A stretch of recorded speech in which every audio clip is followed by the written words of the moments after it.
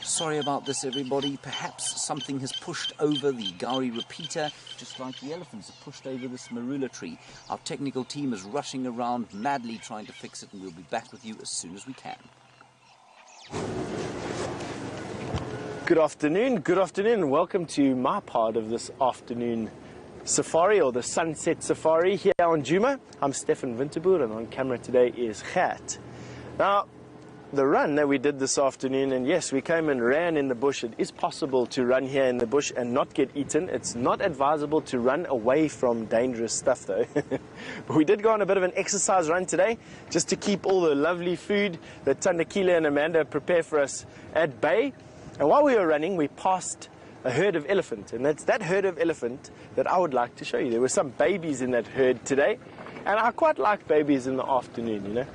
Getting some boisterous play going. Not only that, but I was on the telephone today between game drives. I like to walk onto quarantine and make phone calls. The signal's a bit better there, and I can amble without having to worry my staff or anything like that. And I happened to hear monkeys alarm calling around Vuya Telepan, and that was at about 11:30, 12 o'clock. So I have a feeling that there's a leopard or something hanging around this area. I don't quite know what it is. We do know that there's a lot of lion on Buffelshoek on a kill. We know that there are some lions in Chitwa. The two Birmingham boys are there, and we know there's a male and female that crossed into Torchwood from Djuma this morning as well. So that's pretty much most of the lions accounted for, barring obviously in other areas. Most of the lions in this area, I should say, they're highly territorial. And so it probably is a leopard. However, the monkey's call that they were giving wasn't that frantic alarm call that they give for leopard. They were giving pretty much an alarm call like they had seen a lion. Now, when monkeys see a lion, they give their normal chittering alarm call, but it's sort of a half-hearted call. It's almost like I can see you, I know you're there, but I don't really care because you're a lion and you can't climb a tree and catch me. Unlike, of course, when there's a leopard around. Now, leopard are well known for catching vivid monkeys. Here we have a small bachelor herd of young bull nyala. I think, let's see if we can show you them. We very infrequently see this particular age nyala at Djuma, and I'm not too sure why. We see huge males, and we see immature rams, or bulls at least anyway, and we see lots and lots of females. But they tend to, I don't know, go somewhere or hide out when they're around about this age. He is about 3 years old, and he needs another 4 to 5 years or so to be in his prime and big enough to at least compete effectively for females or for mating rights. But you can see that beautiful fur coat that he has. Easily one of the most striking antelope that we have out here. Now, you know, when I first started guiding in 1998, I only saw one nyala in the next 5 years. One nyala. I saw two nyala in actual fact, excuse me. I saw two nyala in my first year of guiding. I saw them very close to the Sabi River, and then for the next 5 years I never saw another nyala. And here pretty much nyala are popping out of the woodwork left, right and center. And you know, I haven't read a single piece of literature on why there's been such a build-up of nyala numbers over the last 20 years or so in the Sabi Sands. I'm not too sure why. Contrary to how I believe things are supposed to go, which is exactly why they happen that way, instead of decreasing, we're finding that general game numbers in the Sabi Sands are increasing. Not exactly the same as was historically found in the Sabi Sands. There weren't as many impala in the Sabi Sands. In the Kruger National Park in general, there weren't as many impala. And nowadays, there's lots of impala, not so many sable, not so many roan antelope, but definitely lots and lots of general game. Who knows? Lots of good grass here, lots of water. Right. Now, while we carry on down this road, having a look for these elephant, we're going to send you over to Jamie. You'd like to say hello, I think, again.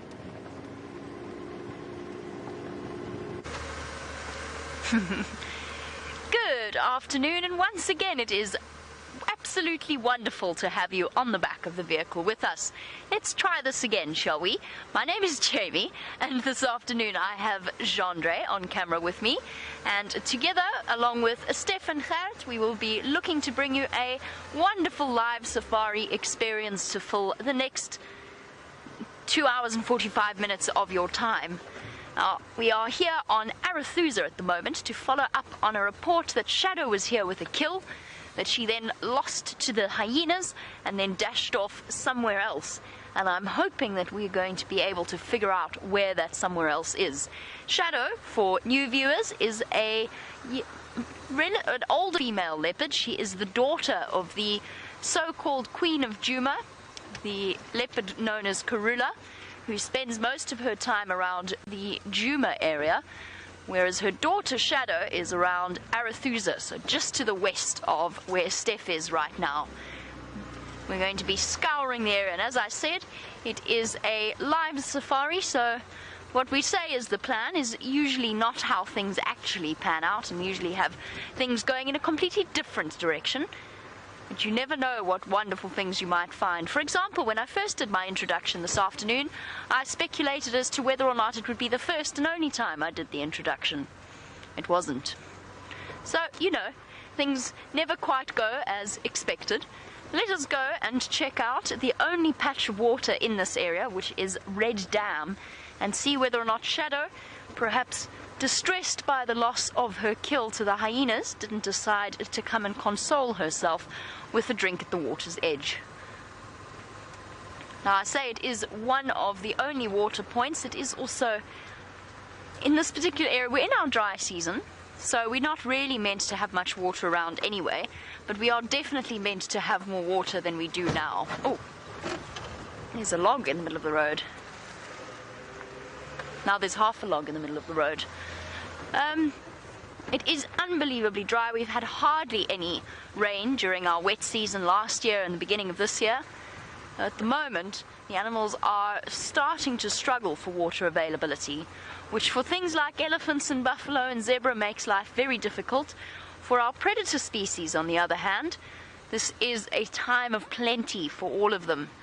And our lions were incredibly successful this morning. They roared and roared throughout Djuma and built up our hopes that we would be treated to a lion sighting this morning, only to have our hopes dashed when they killed a buffalo just to the east of where we could go and see them. And Jors has been very kindly, and Jors and many others, very kindly putting up some lovely photographs of what we missed out on this morning. And I shed a few tears and then comforted myself with the knowledge that they will at some point be back towards Djuma. I think both Steph and myself have decided that for now lion tracking is just not going to happen. I'm going to focus instead on finding us a leopard for the afternoon. So far, off to a sterling start. We have one hippopotamus,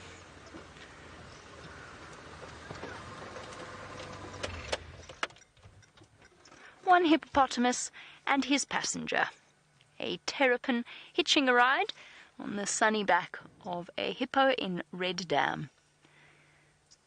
He's found his usual patch in the corner. That seems to be where he likes to go. And on this unusually hot day in the middle of winter, a 24-degree day, so 75 degrees Fahrenheit, not quite so hot as it was yesterday afternoon, our terrapin has decided to spend some time sheltering from the cold of the water, sitting on the back of the hippopotamus. It's a wonder their necks don't get sore. It's obviously their natural position, but it looks so uncomfortable. Now, from one thick-skinned animal to another, and I'm referring to the animal that Steph has found, of course, not Steph himself, let us go from the hippopotamus to the animal that Steph said he really wanted to find you.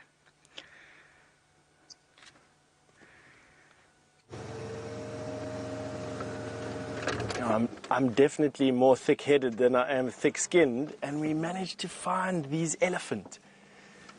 Have a look at this guy on our right-hand side. He's swallowing an entire tree.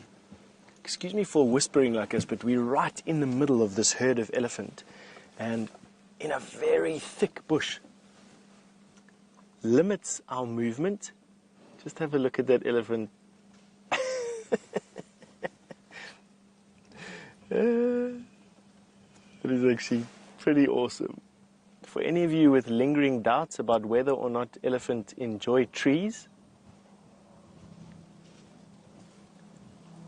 and just eating the bark, as you can see, not the wood itself, and that's because the wood has very little nutritional value.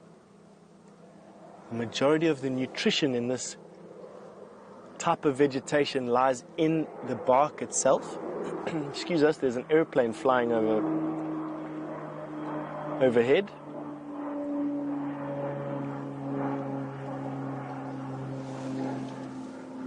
Well, I mean, if they're not fussed about an airplane flying over the head, I think I can increase the volume of my voice a little bit. All right. So we're in this, it's basically, we call it a breeding herd of elephant. And it's when, a breeding herd is a herd of elephant that has youngsters with them. This herd of elephant has youngsters with it. I'm trying to see an elephant that I can show you. This one is a youngster. Not quite what we'd call newborn, but definitely between 5 and 10 years old. And it would be made up of mostly females with their babies, adult females with their babies, a bunch of adolescent males perhaps, and number anywhere usually from about 6 to about 12 individuals. I don't quite know how many elephants are here. Earlier, I did manage to see probably around about 15 or so elephant together. That was what I bumped into while I was busy with my phone call. But they may have split. They may have just come together at the same time to go down to the water to drink, and have now gone on their separate ways again. But I must be honest, wherever I'm looking, there are elephant.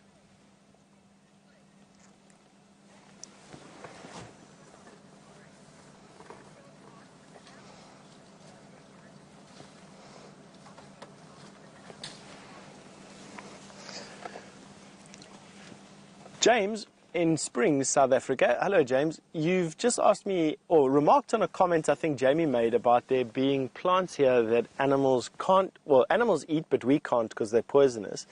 And you wanted to know, are there any plants here that animals don't eat at all? James, yes, there actually are. Most of the euphorbia plants here, it looks like a cactus. The animals don't eat at all. And to be honest, there's only a few animals that can eat things like tambuti trees and that sort of thing. And very few animals, literally nyala, kudu, and black rhino are really the only animals that can browse a tambuti tree in the summer. In the winter, you do find tambutis being browsed by elephant. That's because most of the bad compounds are sucked into their roots. We've got an elephant sneaking up behind us. I don't quite know. No, he's not. He's decided against it. We've got a youngster, I think, that's wanting to play a game with the car. But he seems to be okay. Let's go forward a little bit. Let's see if we can sneak up to this female who's pushing her baby through the bushes here. And we can see if we can show the little one to you. They're awfully cute when they're this age. Get ourselves into a position that will allow us to see a little bit down the road. Here's this youngster here. Have a look at that. Hello, boy. Head up. It was because he was in front of his mom, not behind his mom. Young bull. And this is an old female. You can just see by her hide, her skin, that she's old. She just looks weather-beaten. She's not as old as you get elephant. Old elephant are very similar to humans in the fact that their bodies start to lose a little bit of condition, and skin starts to hang a little bit, and, you know, they're just looking a little bit older, I suppose, without it being an insult. She's probably in her 40s or 50s. And on average, she probably would have had a calf every 2 to 5 years since she was about 15 to 18 years old. Isn't that amazing? Elephant numbers in the park over the last 120 years or so have increased dramatically. They went from 3 elephant in 1903 to roughly just below 20,000 elephant in 2016. So they do incredibly well. These have come together to share some or other tree here. See this one on this side, he's having a bit of a difficult time breaking the stick, so now what he's decided to do is just stuff it into his mouth and bite it off rather than try and break it. Oh. The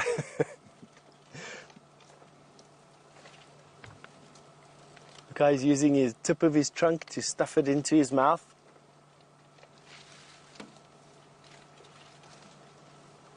Wherever I'm looking, there's just elephant. We're literally surrounded by them.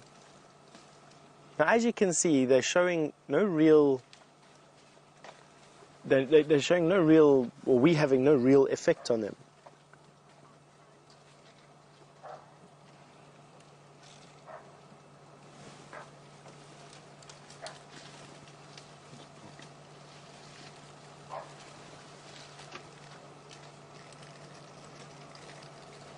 Right, now I've just heard a bushbuck give a big alarm call in front of us. And I think I'm actually going to go and follow up on that bushbuck giving an alarm call. I don't quite know what to do. I know this area very well in front of us. And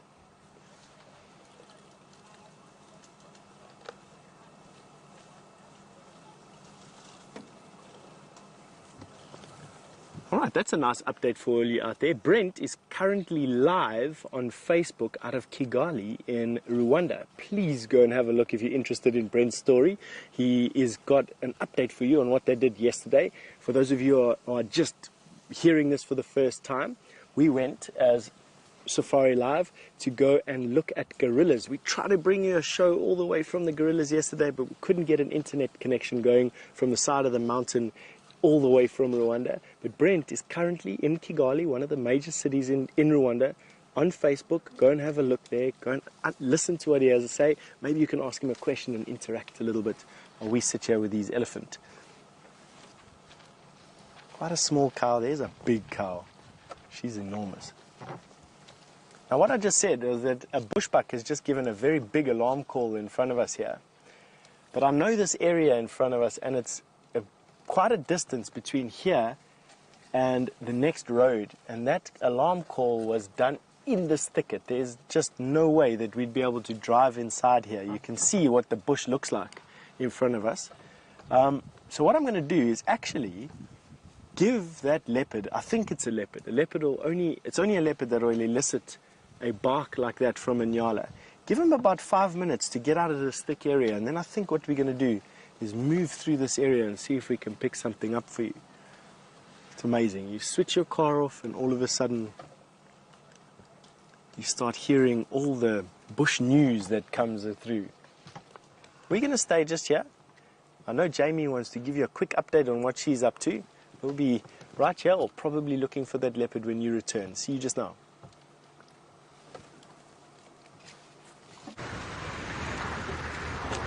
So excited to give you an update. The update is that it doesn't appear that Shadow has gone too far away from where that kill was, and the reason I say that is I have not picked up one track moving out of the area.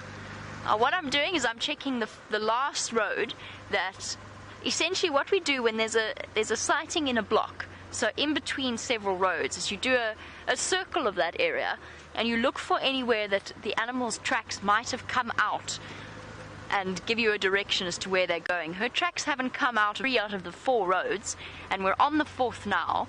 Just double checking really carefully that she's not just lying up in the shade.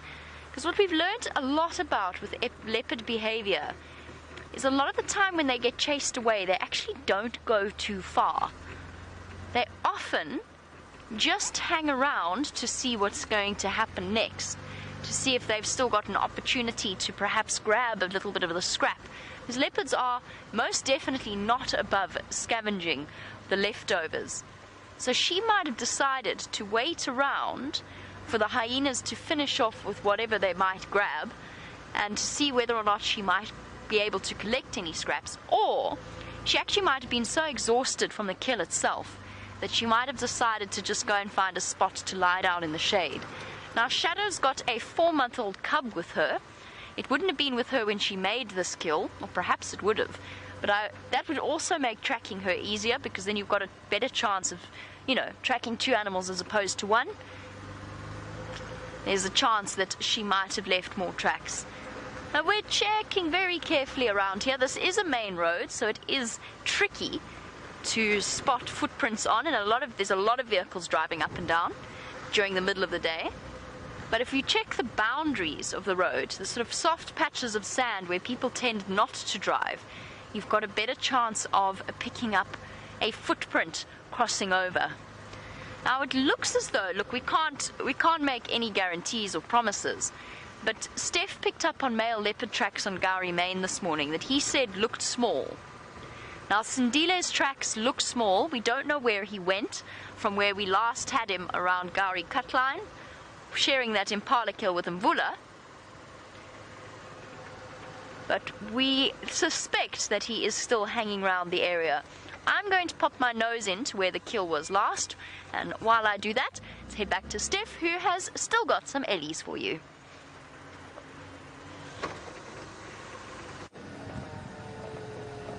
I absolutely still have some Ellies. We're following them through this thick bush, and I must be honest, I almost feel like we're part of the herd. They're giving us so little attention. It's just, it's bizarre.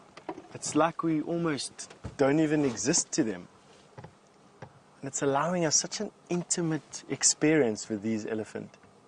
The matriarch, she came out of the bush just as you left us. An enormous cow. We've got an elephant coming up behind us. Let's just see what he does. No? You know, with Ellies, you've got to keep your eyes open 360. You get these youngsters that are a bit boisterous and a bit, say, they're mischievous is probably the word I'm looking for. Every now and again they sneak up behind you and give this almighty trumpet that makes your heart jump out of your skin. My ego won't suffer me getting a fright and squealing here. That's the Ellie that tried to sneak up on us.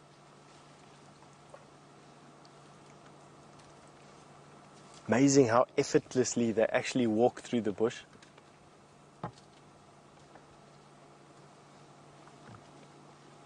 Almost seem to glide through.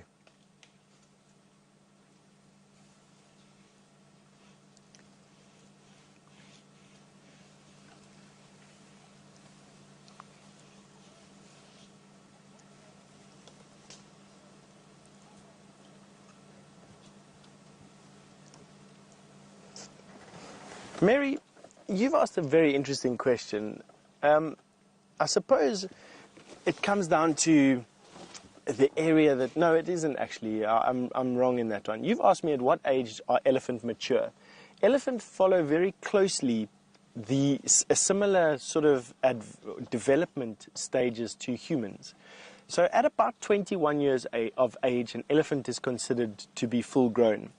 An elephant bull will go into must any time between 15 and 31 in an area where there are no older bulls. Usually when there are older bulls, he'll only go into musts for the first time after he's 31 years old. Around about 35, he starts to go into musts for the first time. Elephant females are mature, sexually mature, anywhere from about 13 years old to about 16 years old. 12 to about 16 years old. It's different for different elephants, similar to how it's different for different people. And they're considered adolescent until they reach about 20, 21 years old. So nice question there, Mary, actually. The trick is, of course, trying to judge how old an elephant is. It's actually very, very difficult to judge how old an elephant is. The only real way to do it is to decide at what set of molars they're on. Elephant gets 6 sets of molars that come in at different stages of their life, with the last set of molars coming in at around about 45 years of age. It's diet depending. But at 45, they've got their last set of teeth, and then the vegetation that they eat dictates how old they will get. Elephant living in areas where they eat a lot of coarse, hard, woody material, they don't live for much past 50. In this area where they mix up half the year with grass and half the year with woody species of plants, they live to about 50 to 60 years old. But it's not uncommon for elephants to live in swampy areas to go between 60 and 75 years old. That's an enormous age for an animal that basically lives outside like these animals do, has no doctors, has no advanced medical care whatsoever. When you put human development back into that, and you look at the average life expectancy of someone back in the day where there was no advanced medical care whatsoever, and you lived for the majority of your life outside, living a very hard life, then you'll see that the life expectancy wasn't much past 20.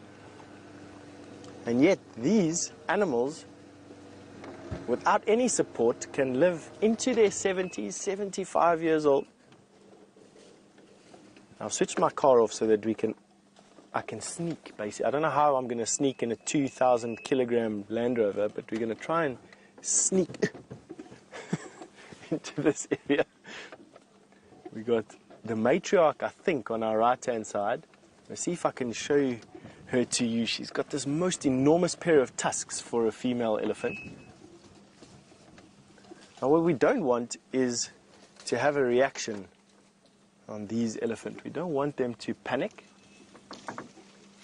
Here's what I think is the matriarch. She's the largest elephant here. And by matriarch, I mean an elephant herd is led by the oldest, or not the oldest, by the fittest, most experienced elephant cow, which is not necessarily the oldest. A matriarch can pass on her title to a daughter once she passes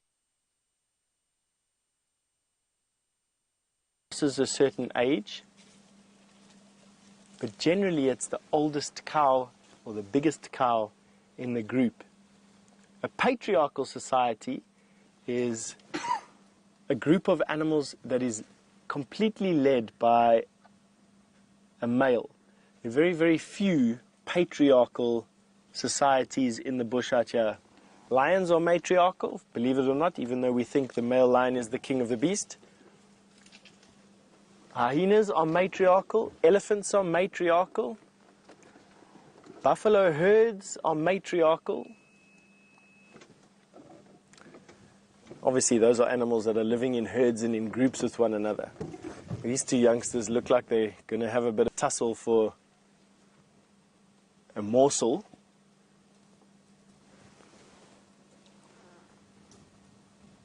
You can see this elephant's ears folded over at the top. Elephants' ears make up about 20% of the covering, the skin covering of an elephant's body.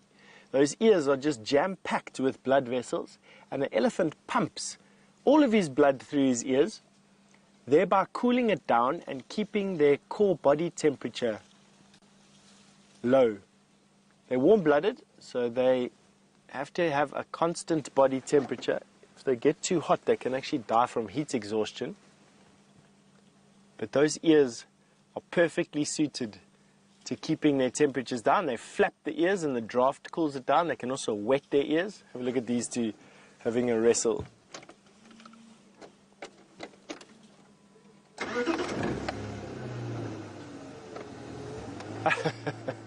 Alice, you've asked all the way from Ohio, good day to you. You've asked, is there purpose to an elephant being so wrinkled? Alice, generally in nature, when an animal is wrinkled or has a dewlap, it's to allow for expansion. It's to allow an animal to get full or to get empty. However, I mean, in an elephant's case, is that the case? I don't know. I don't know what I want to say to you here. Suffice it to say that they're just wrinkly animals, I think. I don't really know how to answer that question. They don't swell and contract as they are full or have a lot of water or anything like that. And they definitely don't grow into their skin, because even old elephants are wrinkly. So no, I think it's just because that's what they are. Wrinkly beings.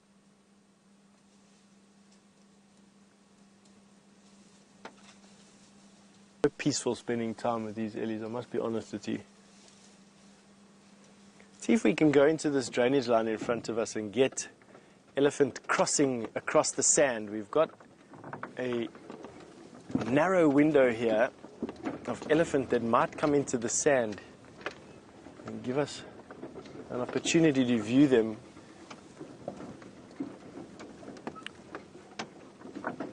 There we go. Let's see these guys here.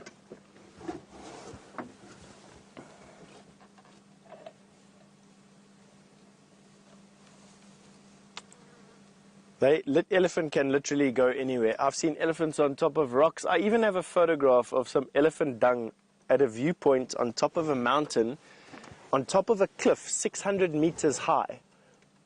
On top of this rock, I sat next to the rock, next to this piece of elephant dung, testimony to an elephant that had been there and enjoyed the view before me.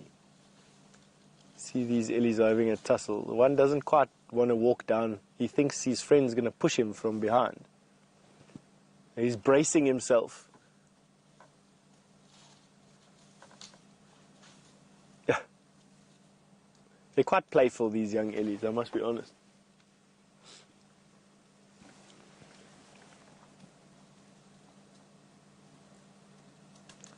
That female in the back there, she's just warily just stuffing food into her mouth. Shame. They're eating anywhere between 20 and 24 hours a day at the moment.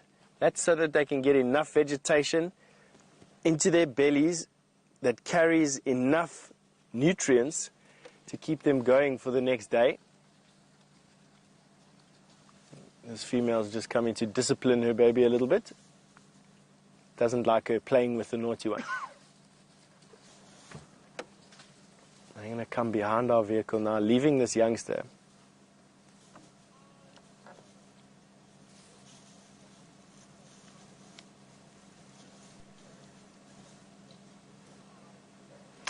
Oh, Beard, you've just asked me if we have any sort of conifer pine-like trees here. Not where we are. There's only one endemic conifer, and it's a type of cypress that occurs only in the Waterberg region on the inland plateau. So South Africa just has one cypress, which is a type like a conifer, not is a conifer, like a type of conifer. And I haven't seen elephant eat it. There are elephant that occur in those mountains, and I haven't seen it. Here, not really. We have a few evergreen trees. Some elephants enjoy them. Some of the trees. Others, generally, if a tree is evergreen, it's not really touched. I'm going to keep quiet now because I want to see what this elephant does. So I'm going to drop my voice down to a whisper. I want to see what he does. He hasn't got the luxury of his mother close by. And I think this young bull is going to try and squeeze past us here. The rest of the herd is behind him and behind us. Let's see what he decides. Let's see if we can read his mind. Obviously, the closer he gets to us, the more nervous he's going to become, or the more uncertain of himself he's going to become. He's probably in around about, I would say he's probably around about 5 to 8 years old. And he's a young bull, which makes him quite boisterous. At this age, he knows that he's bigger than most things around here. He's much bigger, or not much bigger, but he's bigger than a full-grown adult buffalo. The only thing that would be bigger than him out here is a white rhinoceros and other elephant, which gives these youngsters quite an attitude when they have a bit of distance from the vehicles. As soon as they get close to the cars, you can see their confidence start to wane.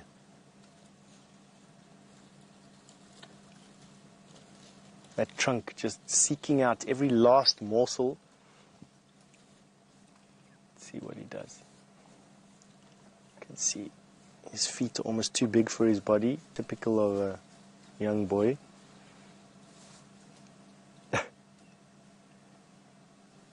He might try to squash through there. Let's see what he does.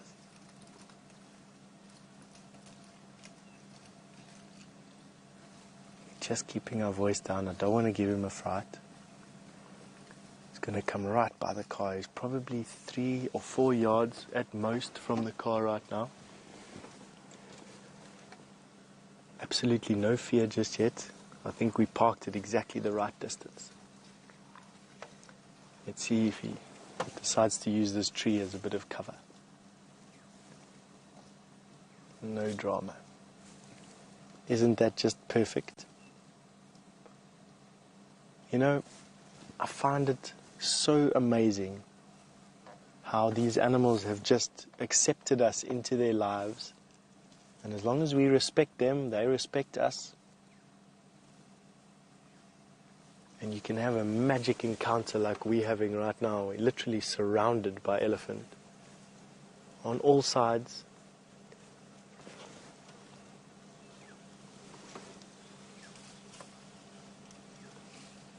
Not taking a single note. They know we're here. They obviously know we're here. We're in a very big Land Rover. Big aerial that sticks out the top.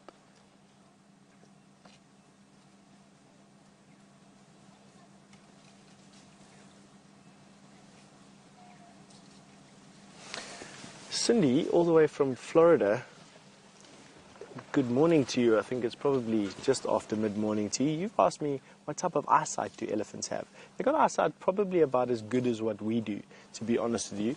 They see about as well as what we do. Their eyes, though, instead of ours, which are up and sort of perpendicular to the ground, an elephant's eyes are aimed at his feet and the tip of his trunk on the ground. So to see you, an elephant has to lift his trunk up. You often see it with youngsters that see the car and all of a sudden react to the car. They'll lift their head up, and we see it as a threat display. But in actual fact, they're just trying to lift their eyes up to a level where they can see what's going on in front of you. Otherwise, they pretty much are restricted to what's happening at their feet only. As to how good their eyes are, mentioned about as good as ours are.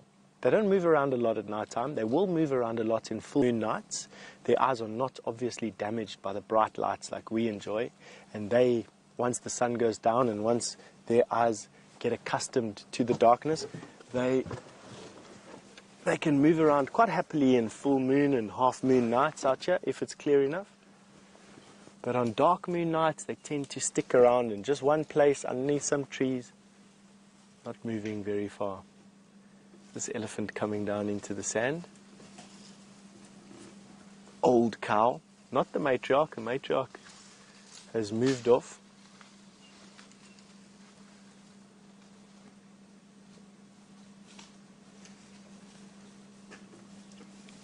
Very little noise for there being 20 or 30 elephant around us, I must be honest. Oh no, not that many. I've counted 15.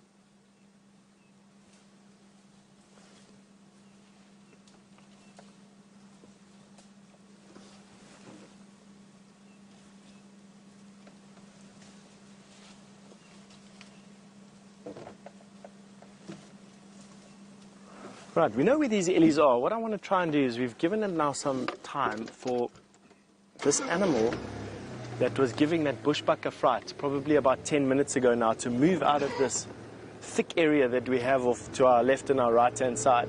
What I want to try and do is try and just get in front where we can access this thicket and see if we can't see anything. See if we can pick up what made that bushbuck get such a fright. Now, in my opinion, it can only really be a leopard. At about 11:30 at Vuyatila Pan, I was hearing the monkeys calling, and now the bushbuck was calling. Makes me think there's a leopard that's busy moving down this drainage line. All right. While I go and stick my face into these bushes over here, Jamie is not praying, but she has found something that has a religious bent to it. See you later.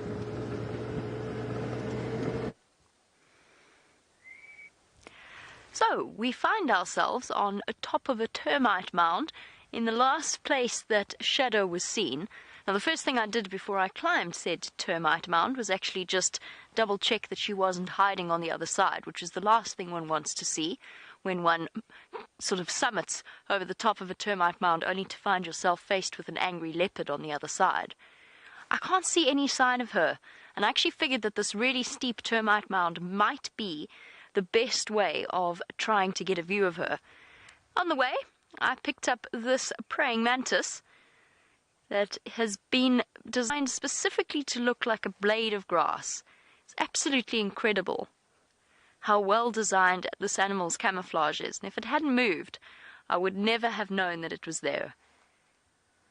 And actually, when I grabbed it, well, I didn't grab it, I let it walk onto my hand.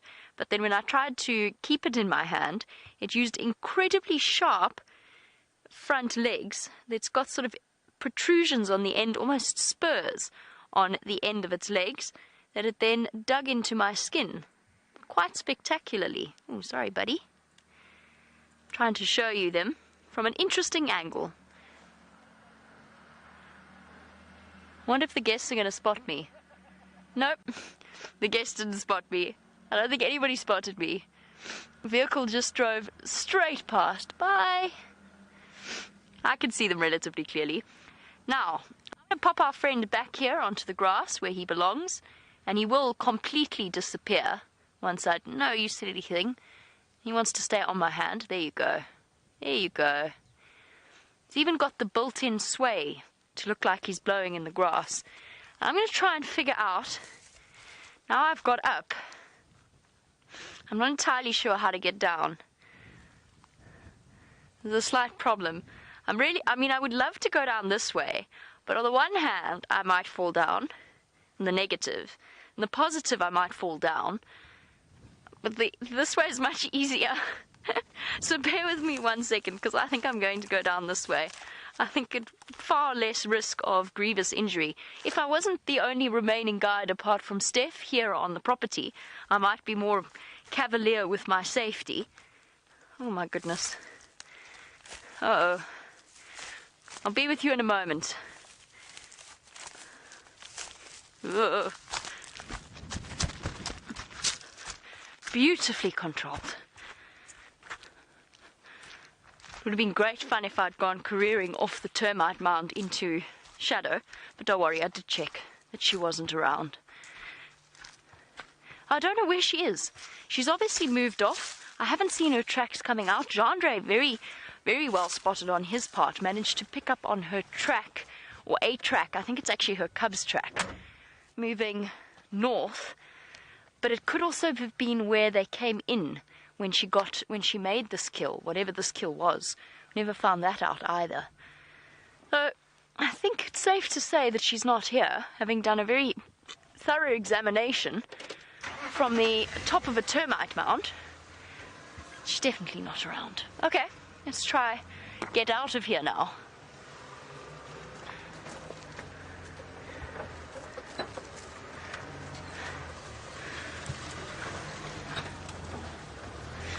Navigating our way around. It's a bit tricky.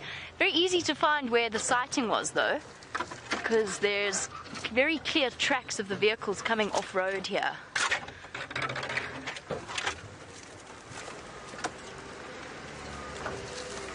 There's her tracks.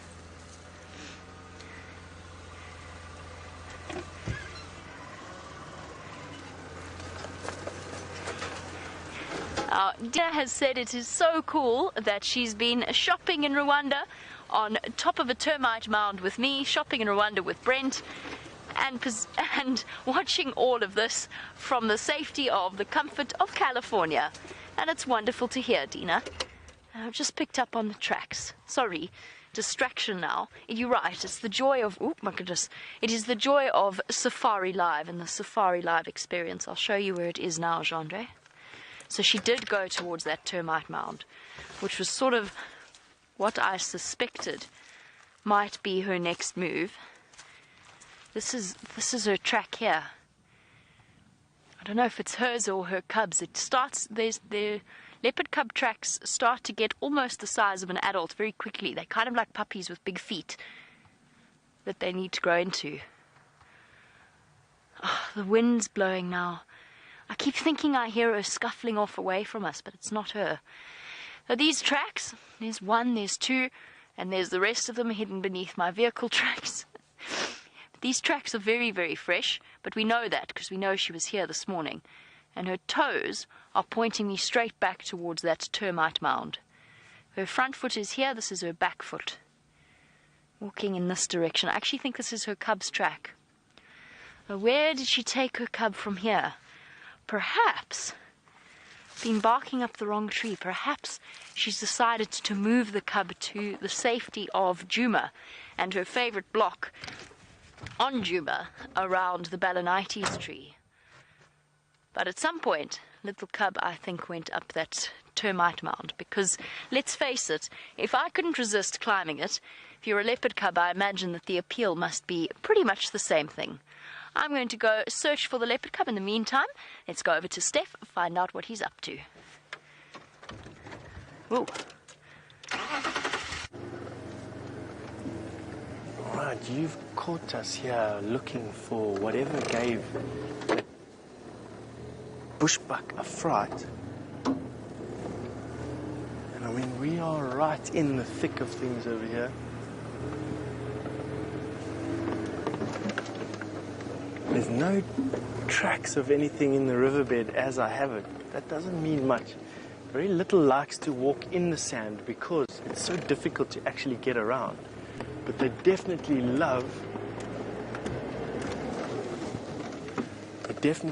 the banks of these riverbeds and drainage lines. And they absolutely love to lie in the shade in the trees that these riverbeds provide. A bit of a trick to driving in sand like this. You just got to keep your momentum going and not drive too quick. Ah, there you go. Now that herd of elephant that we were just with, they now around our sides, around our flanks. I've seen leopard frequent these drainage lines all the years that I've been working in the Sabi Sands.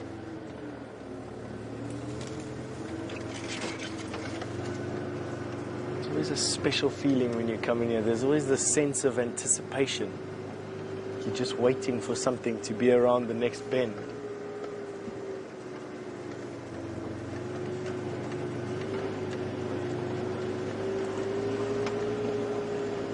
Now the trick is to drive and listen and drive and listen.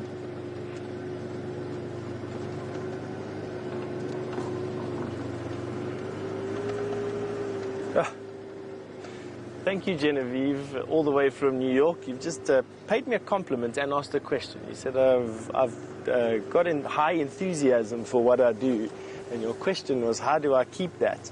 Genevieve, quite simply, I find this piece of bush fascinating. I love what I do. I love being able to impart knowledge, and through this medium, it's just the most fantastic way. And I love uncovering new things, putting my mind to work in this type of environment, with the puzzles that we get set in this type of environment.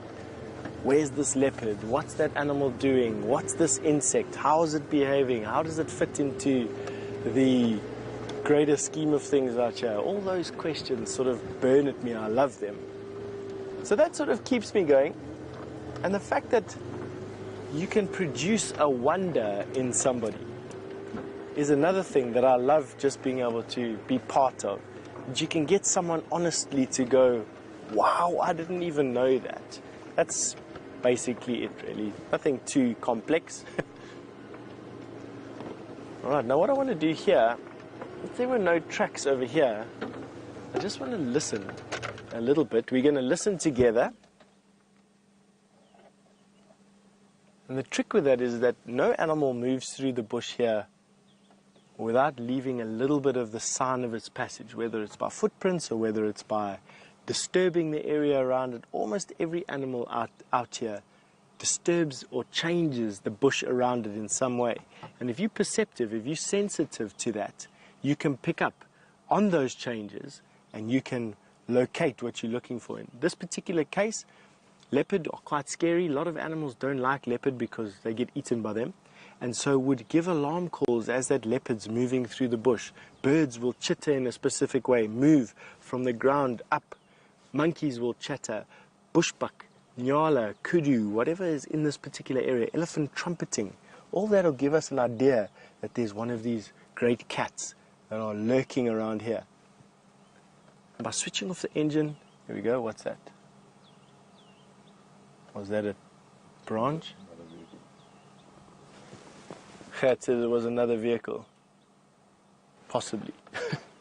More than likely. It sounded like a monkey that just started to chatter there.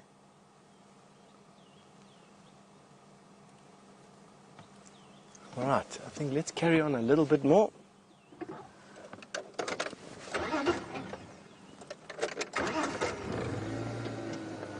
See what else we can find here.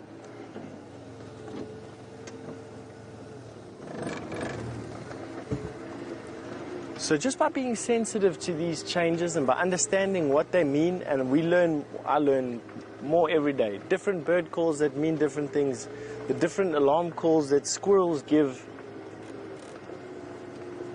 monkeys give, bushbuck give, all of it has a language.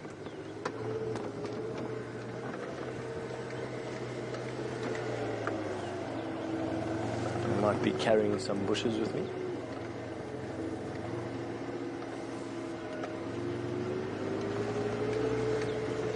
Let's take a turn up here.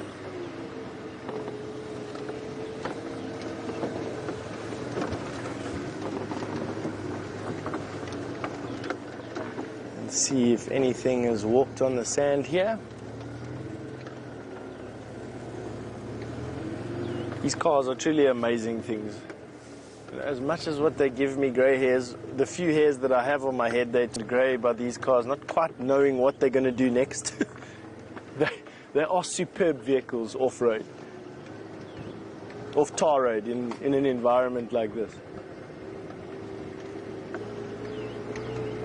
Alright, let's see what's going on over here.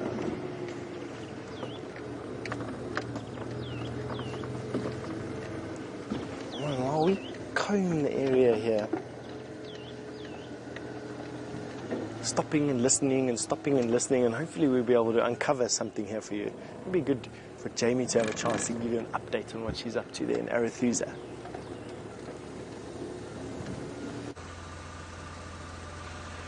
We have an elephant that has decided that he wants to hide behind the tree. Unfortunately, he's in some very difficult light, but he is going to keep walking along the side of us. Hello, boy. Yeah, young bull, all on his own. Just at that age, probably a couple of years since he left the safety of his herd, but still not at that age where he feels comfortable and confident to be all by himself. A little bit nervous, wants to move away from us. Hello, boy.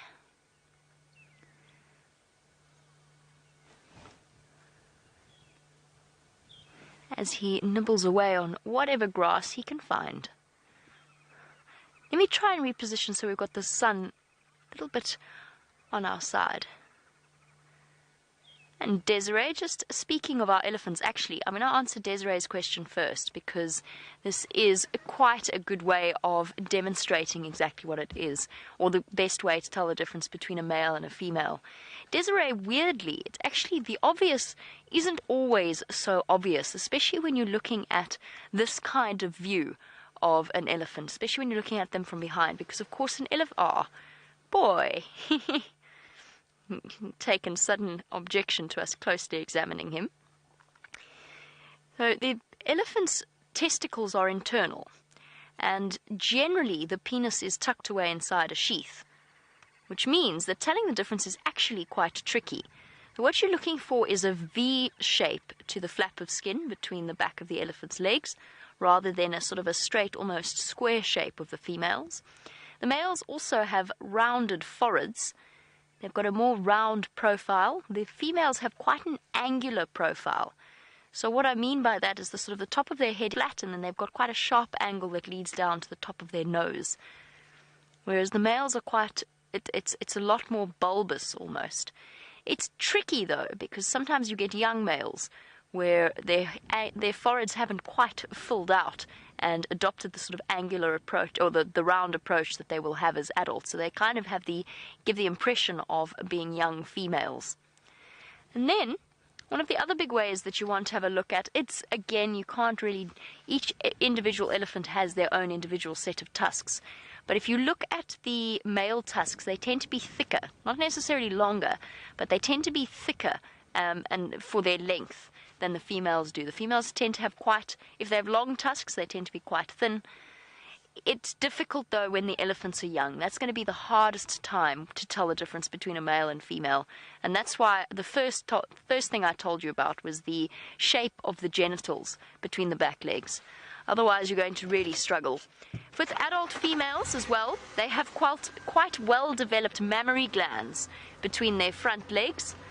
In males, males have nipples between their front legs, but they're very, very small and underdeveloped. The mammary glands of the females are slightly more rounded, and they give an almost fuller impression, which makes sense because, of course, they are responsible for the lactation of that animal. Okay, I'm going to try. I've obviously left the area, not completely left the area, but I've obviously moved away from the area where the tracks were for shadow sighting. And we're going to try one more circuit just to see if perhaps I've missed where she's popped out. Otherwise, we'll move on a little bit and we will return back towards the end of the evening. And it does seem as though she's got her cub with her, so we can't spotlight the little cub. We don't want to add an extra level of distraction to it at a time of its life when it is at its most vulnerable.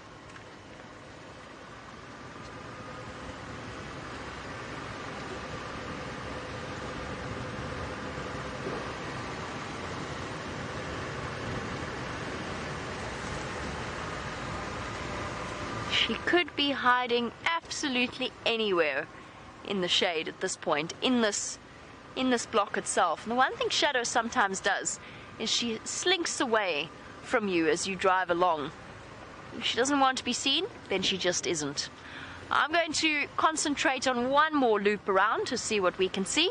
In the meantime, let's find out how Steph's search of the drainage line is going and whether or not he's found out the source of the bushbuck's discomfort.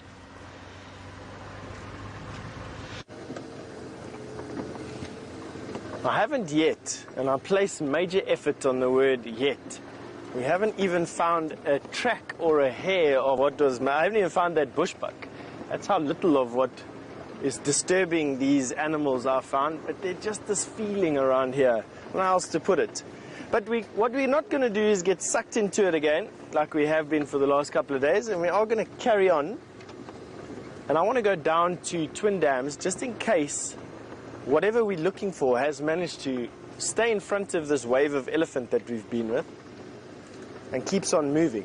If I think about it, if it's the same animal that was making the monkeys upset at 11:30 and now 2.5 hours later or 3 hours later has made a bushbuck upset here, about an hour or so he's going to be able to come down to Twin Dams, or she's going to be able to come down to Twin Dams. Very similar to Shadow and Jamie's prediction, or no, statement that she's difficult to find. Karula is equally difficult to find. Older leopard get quite wily in their ways, and they definitely know that to walk on a road means that they get found a little bit easier by safari cars. And for an animal that's programmed to stay hidden and stay secretive and to stay secluded, you know, having a big noisy Land Rover crashing around behind you absolutely disturbs their mojo a little bit. And I think that the more wily they become, the more they realize where and where not they get disturbed easier. They're definitely clever enough for that, that's for sure.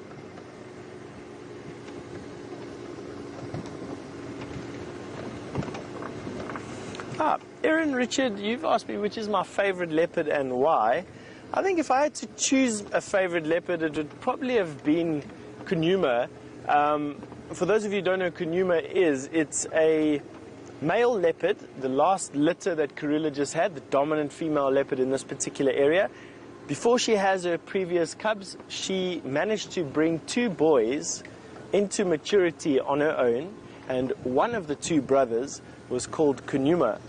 And he was my favorite leopard because he was easy to find. He had a real confidence about him. and would always sit in trees. He also liked to hunt a wide variety of things and was quite a good hunter. And I liked his attitude. He had an attitude that didn't brook disrespect. And by disrespect, I mean he definitely let you know when you were disrespecting him. If you, for instance, drove straight at him with your headlights straight at him, you'd quite often elicit a growl and a snarl and a hiss.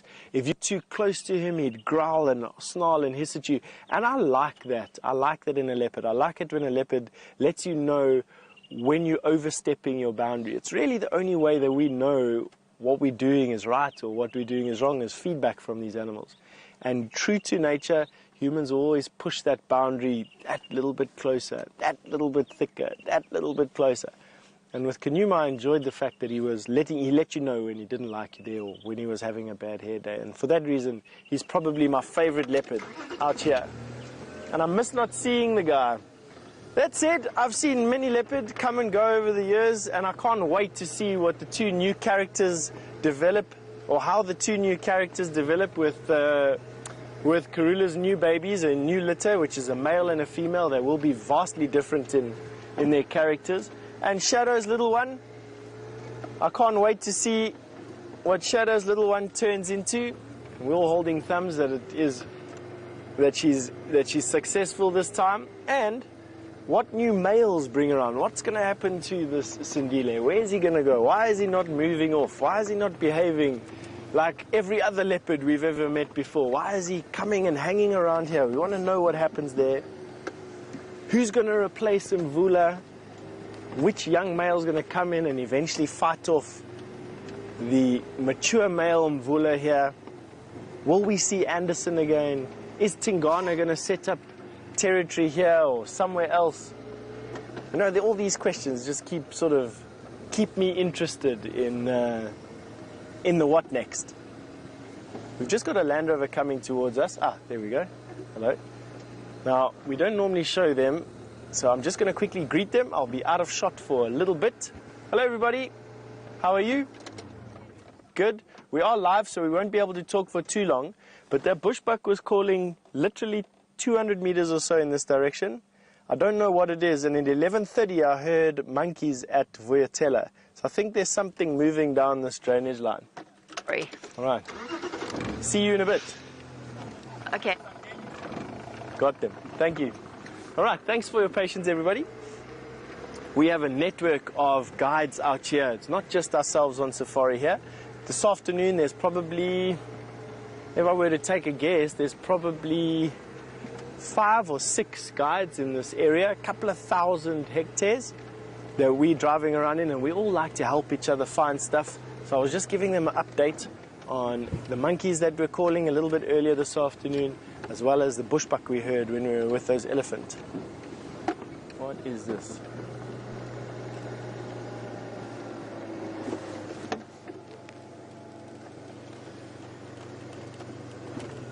That is a monitor lizard. Took me a while there. It looked like a drag mark. So you can see this S-bend in front of us. That is the tail drag mark of a monitor lizard. Looks very much like a snake, but it isn't, because there's tracks on the side. You can almost see them just next to every bend. And that was a monitor lizard, one of the largest lizards that we have out here, growing to about 7 feet at maximum length. And this monitor lizard was moving from one place to another, and just so happened to come onto the road for a bit. Confounded me a little bit in my track and sign identification there. Why I got excited there for a second is because drag marks quite often look quite similar. And a drag mark is when a leopard or a hyena or a lion kills something and moves away from the scene of the crime and moves to another area, and they drag, and as they walk, they're dragging, and the prey, whatever appendage is lying on the floor, can sometimes make that funny mark.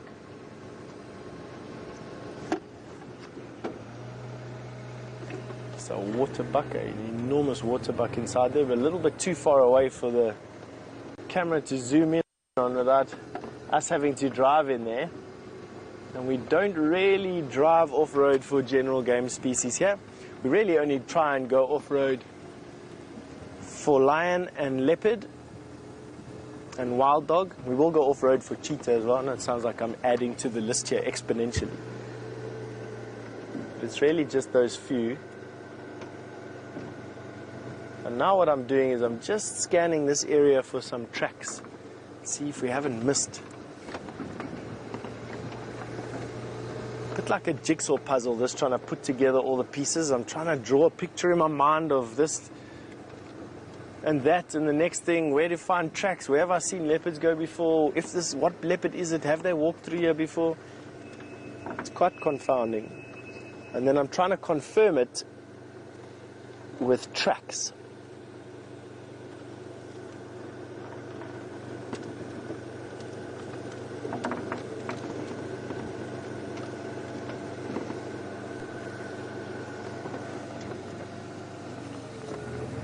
Right, there's nothing that's crossed over here at all.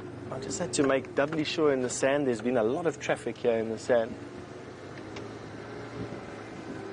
And that's basically how we find things out here. On these cars, we end up being presenters and trackers at the same time, trying to put all our years of bush knowledge into practical application by finding animals and predicting where they're going to be so that we can show them to you. Sometimes, as is proven the case in the last 48 hours or so, been a bit difficult.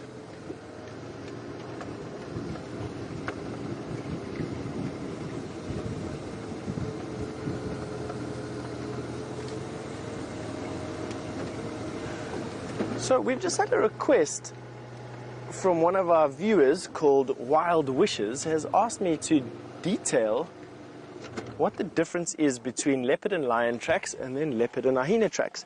Wild Wishes, the easiest for me to do that is going to be to show you a picture. So what I'm going to do, if you bear with me for 2 seconds, is just get my book out. It allows us as well, and thankfully so, to switch the car off so that we can listen to the bush around us. So while I am going to show you what you've asked me for.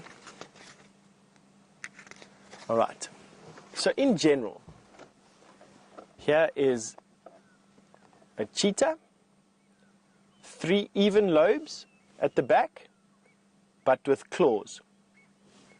And we've got a bunch of birds that have just been given a massive, excuse me for getting distracted, but we've got a francolin that's giving alarm calls, we've got go-away birds that are giving alarm calls all around us, and I'm just trying to ascertain whether or not it's a hunting bird. Right, I think let's quickly see if we can go and... I want to go and follow up quickly on those alarm calls, on those go-away birds quickly. And let's just see. I will come back to you right now. The answer's right here. It's very easy to do. But let us quickly go and see what was causing that disturbance. Those birds will only shout for a little bit and then they will stop. And that gives us a window of opportunity that we absolutely need to try and address here. So let's go this way. Picking up the speed a little bit just because it was on the other side of this drainage line. Not far away at all. Right, go through here.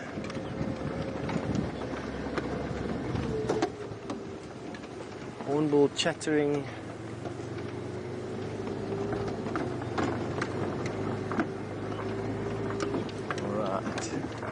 This is the area now, so what we're going to try and do is find, here we've got some birds. Not the birds that were giving the alarm call though. Now birds will react to leopard. Leopard hunt birds when they're young, and when they're cubs, they absolutely take birds, and birds react instinctually to leopard moving through an area. That panic that we heard there, francolin giving an alarm call, boom, and go-away birds all of a sudden shouting go away. They absolutely would do that to a leopard. So let's just go to this junction here and then we will switch off again and see if we can see anything.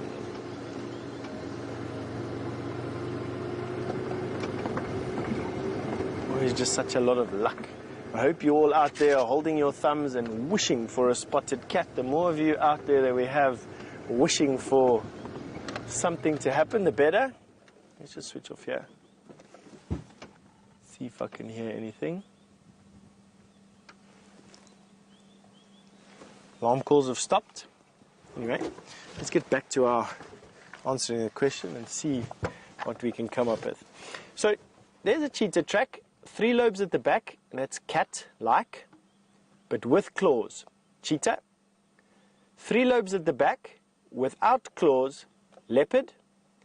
Slightly bigger, 3 lobes at the back, but a little bit more amorphous is the lion. And then hyena have 2 lobes at the back. 2 with claws.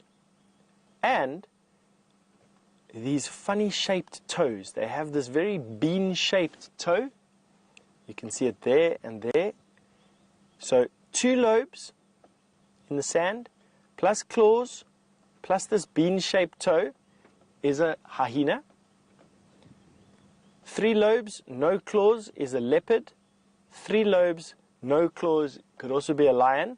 The only difference is that even a small lion still has a bigger paw than a big male leopard. I hope that helped you. To try and give you an idea of how big this is, leopard, a big male leopard track will be about this big, about that wide, so filling up there. A big male lion track will be bigger than my hand. And that's the size difference between a male lion or lion and a leopard. Big male leopard and big male lion. So much bigger. I hope that helped you there with that question. Right, we still have absolutely no idea what it is that's disturbing everything here. We just know that some disturbance is happening here. That big waterbuck has come out that we can have a look at. Let's have a look at him so long. He's actually a magnificent creature. Not often that we see large male waterbuck out here. He's busy looking at us through the bushes there. He was a bit far away just now when we passed. Have a look at that. Impressive, hey? He's busy watching us at the moment. I have no doubt he came to investigate what those birds were making a noise about, and that's why he's stopped moving.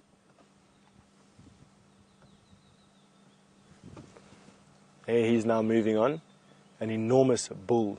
He'd probably weigh in the region of about 500 pounds, 250 kilograms. Great big shaggy coat. Huge horns used for both defense and offense. Defense in terms of lion and leopard. Offense in terms of fighting other male waterbuck for dominance over females. Have a look at those horn tips. Imagine something weighing 500 pounds running at you with those sharp horn tips. It might actually come out in front of us here. Let's see if we can move a bit forward.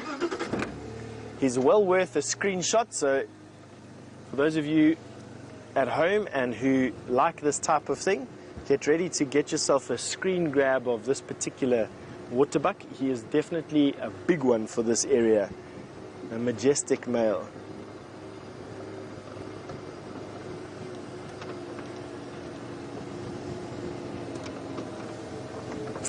Let's see if we can get this waterbuck coming through here. To me, has he stopped? It doesn't look like he stopped. He's still coming this way. I don't know if he's past us or not. Still behind us. Alright, let's go and turn around and get the sun out of our face. I think that's the first thing that we're going to do. And we'll see if he comes into these clearings over here.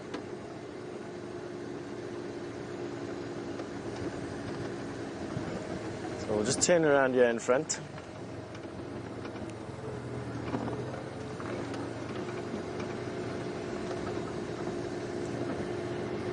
Got these ellies in the open as well here. Let's see what they're up to. We'll get into a position, maybe we can get a double whammy. Waterbuck and an elephant.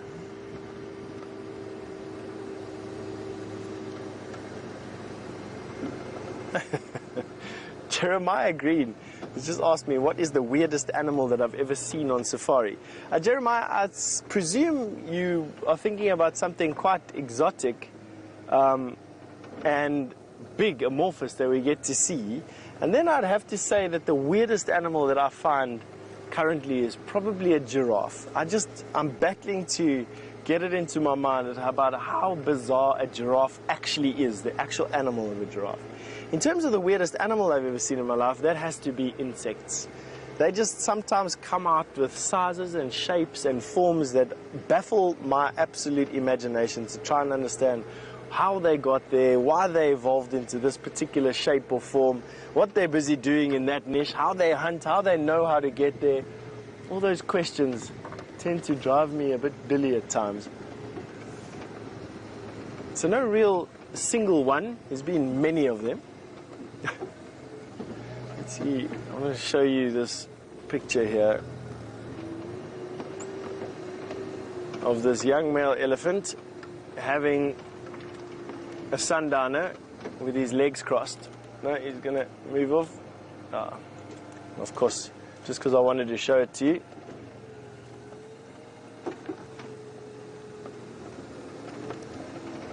Now, these elephants have moved into the open, which allows me to show you this massive matriarch, or what I believe to be the matriarch anyway. She's in front here. I'm wondering if that water bucket is going to walk past us. I hope so.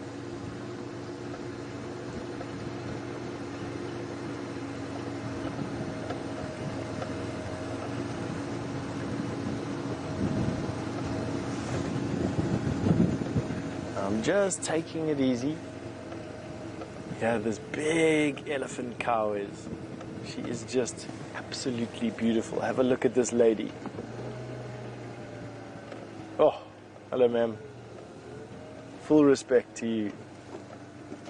Giant. Have a look at how her tusks have been stained by the generations of trees that she's been eating. All that is vegetable staining. The juices and the tannins. She's got beautiful tusks. Look how she's using that tusk. Bending the branch. The calf is scratching himself.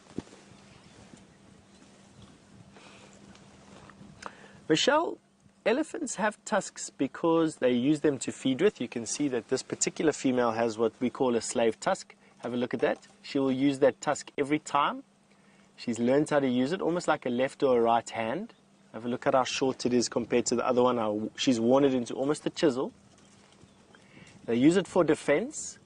They can thrust with their tusks generally at one another, and females will thrust with their tusks towards males that are getting a little bit too impatient, and at other females that are giving their babies a little bit of a hassle. Also at predators. But mainly it's a tool, I would say. Rather than having any one function, it's a tool, it's a multi-tool. You can see there she's definitely using that tusk to great effect on what is none other than a sickle bush, which is an incredibly hardy species of plant. There we go, using that slave tusk again.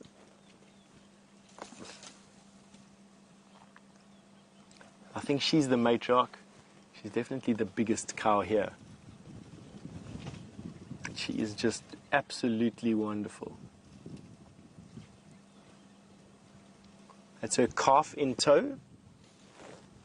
A couple of years old. Already eating vegetation. She looks like she's still got milk. So I would say that he's probably close to 2 years old, this calf. Not quite there just yet. Not far off though.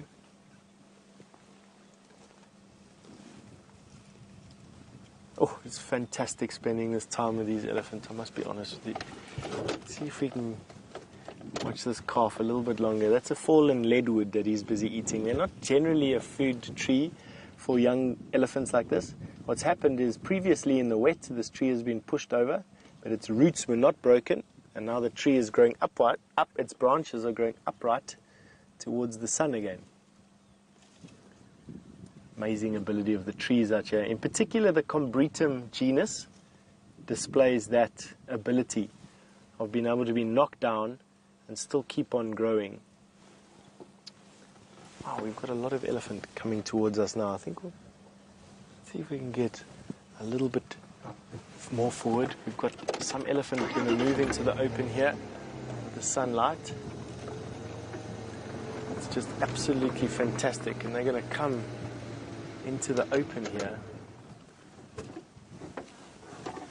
And there's a tiny little calf. That elephant coming into your picture on the left-hand side.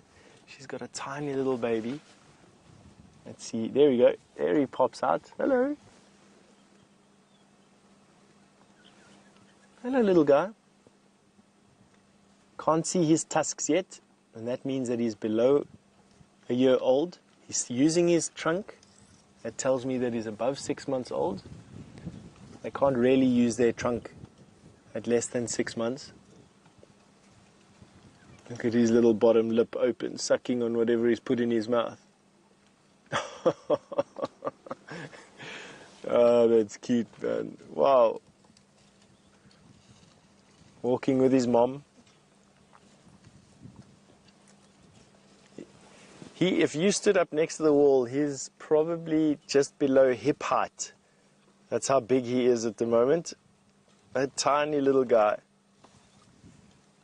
Probably mid-thigh.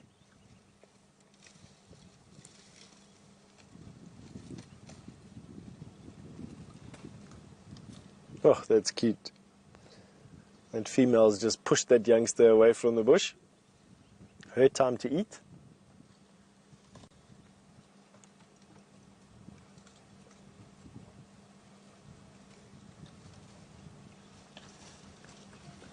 It's the same herd that we had a little bit earlier on today.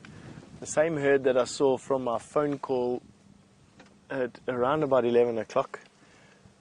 They haven't moved very far, probably about 2 miles, if I were to guess. I tracked them just before we went live today, and they definitely went to Vuyatela to go and have a drink. It's actually quite amazing. There's a few really nicely tusked elephants. Here comes this matriarch across the road in front of us. You can see her shoulder blades are quite skinny. Look at her. She is the custodian of the knowledge. In this particular herd, she knows where to go when it's dry. She knows where to go when it's wet. She knows what to do in danger. She knows where the crossings are, where the first trees are to get the nicest fruit. She is, and she knows everything. And she's imparting that knowledge to all the elephant that are younger than what she is. And they have got very, very good memories for that type of thing. There's an old saying about elephant never forgetting. And that is very true.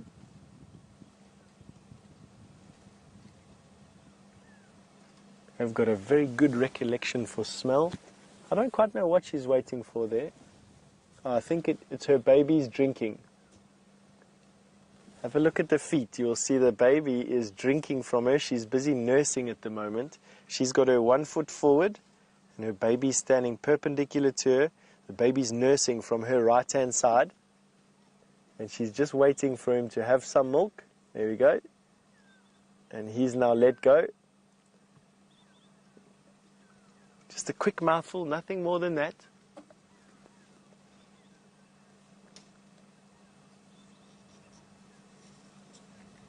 And then moving off to feed again. Right. Jamie's also seems to have some elephant that have just arrived at Arathusa Dam. Enjoy.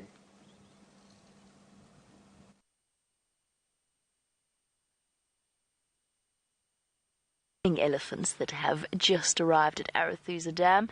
A mixture of all, great and small, and quite a few small. Little ones hiding behind the safety of mom. But these poor elephants that have come sprinting towards Arathusa Dam are about to find themselves severely disappointed because there is very, very little water left. But I think that these elephants actually have a trick up their sleeve as they parade past the Arathusa Lodge.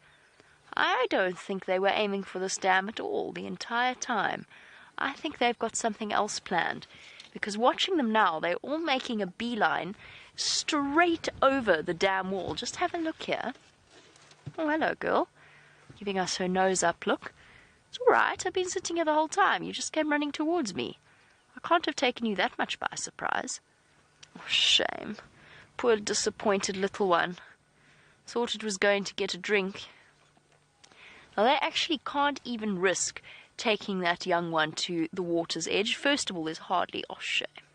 Reaching up for connection with Mom. First of all, there's hardly any water in the Arethusa Dam, and second of all, it would actually risk getting stuck. Now, this brave soul, or thirsty soul, has desperately decided that it's worth the risk to try and lean forward into the mud and drink from there. Oh, this is so tragic to watch. It really is. Shame, boy, that didn't work out so well, did it? I think he's realized that there's no way that that is going to work. Another wading into the mud to try and get in there. These are the young bulls that are desperately trying. He's going to dig his way through, pushing underneath the mud. Oh, shame. It's so deep. He'll be okay. The elephants of this size won't get stuck. All right, Mommy. I'm just sitting here. Relax. It's okay. I'm just sitting. Oh, shame. Stressed animals. It's okay, girl. I could actually almost see the confusion.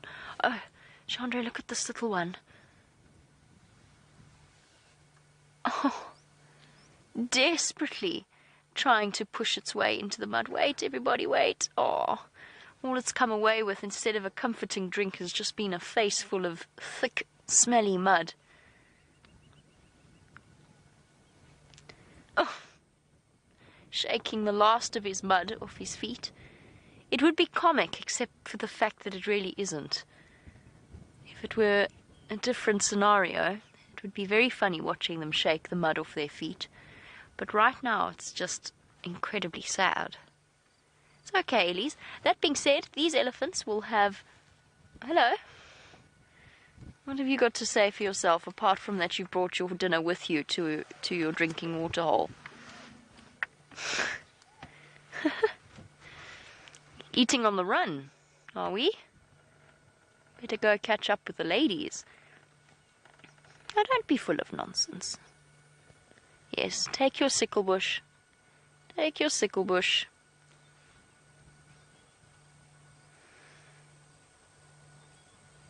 It's like carrying a packed lunch. Really incredible elephant sighting. I do think that the wise females of this particular herd, I think they've got a trick up their sleeve. I think they're going to go to some of the piped areas behind the lodge, and I think they're going to go and dig up their water. I think they've got a secret supply of water somewhere around the back in that drainage line.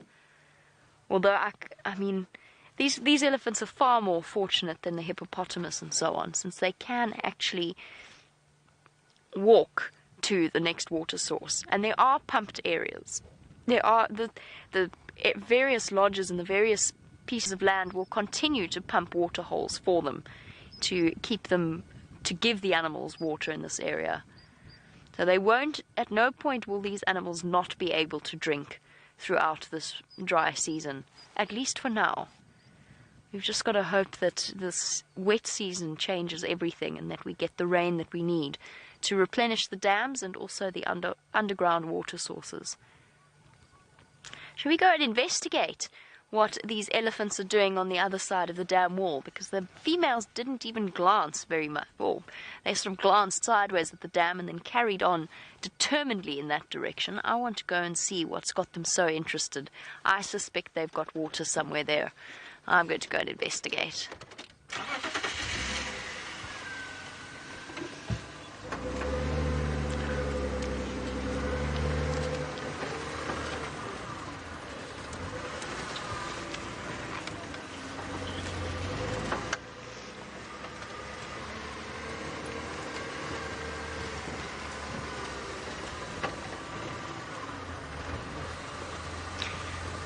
Now, speaking of the drought and our various elephants, sorry, I want to just grab something quickly before I get onto this question. It's beautiful, and I think it's definitely worth grabbing quickly. Any Ellies I should know about? Oh, good thing our handbrake works so incredibly well. Whee! The handbrake's on, by the way. Let's try that again, shall we? Use the gears instead. Okay, are we going to stay now? Thank you, Rusty. I'm just going to jump out and grab this. And Paul, for now, it seems as though the female elephants are managing to feed their youngsters in the drought. It's going to get more and more difficult for them, and not all of them are managing. We saw one with Brent a couple of months ago, I think it was, where a female wasn't able to produce the milk that her baby needed. And that poor little baby died a couple of days later on Torchwood. So it does happen. Sorry, I just thought this feather was too beautiful for words. I wonder if it came from the fish eagle that flies around here. It is straight into the sun for Gendre, but it is so beautiful.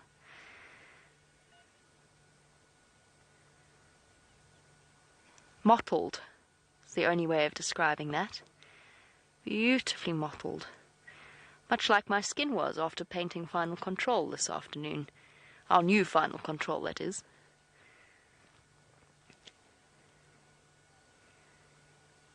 Isn't that absolutely beautiful? With its filaments and its fringes. Stunning. I'm going to keep that, I think. Yes, I know I'm going to keep that. I'm going to put it safely in my box. Right, while we go and catch up with the elephants, let's go across to Steph for an update on his side.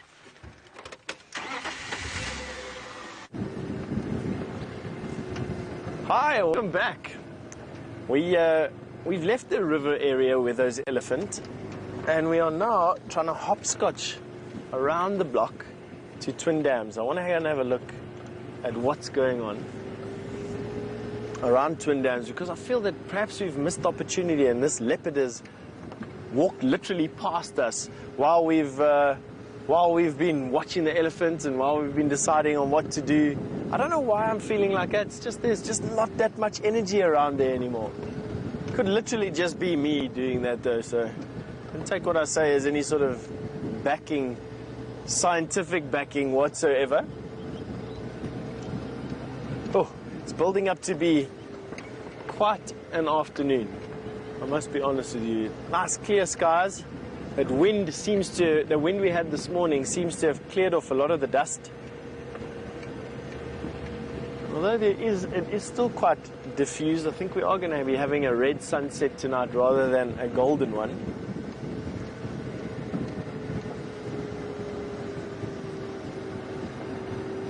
I do think it's going to be a very pretty sunset.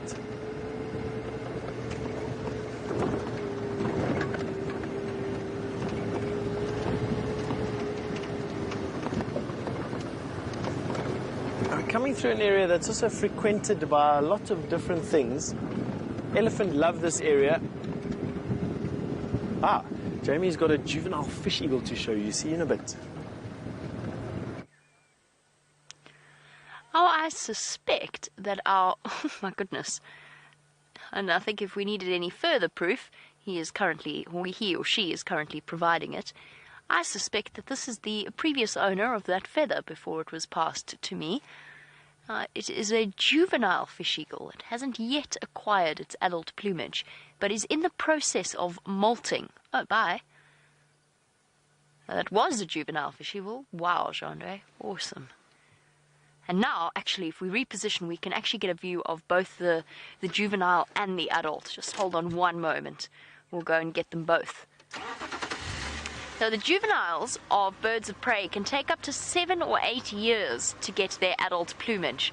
They spend their sort of initial first years of life, of their sub-adult life, with very mottled, usually quite drab plumage. They look very, very different from their adult form, which is completely fascinating. So for a nice comparison purpose, and I'm really hoping they don't go anywhere. I think if I go any closer, they will.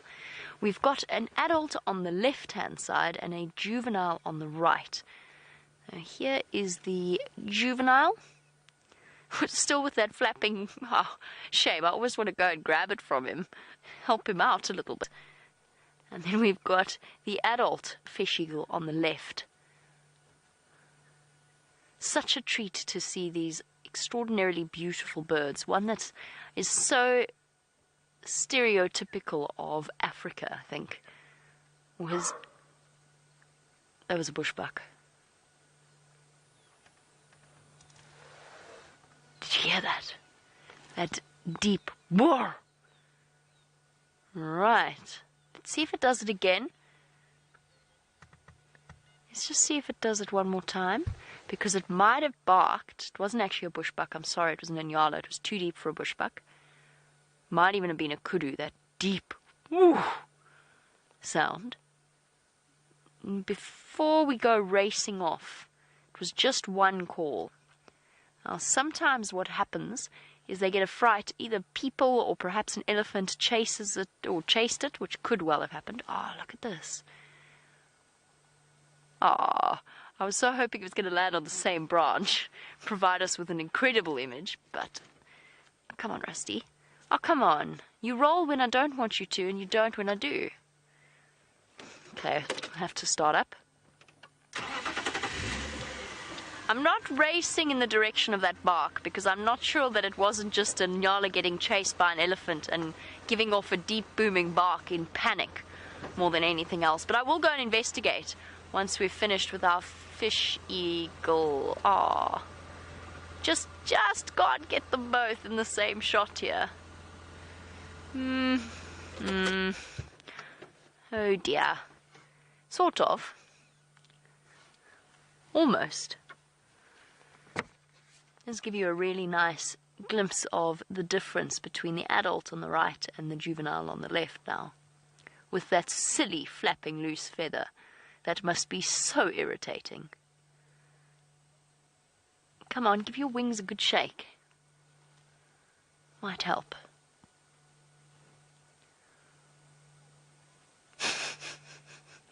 Flapping in the wind. Oh, that must be so irritating.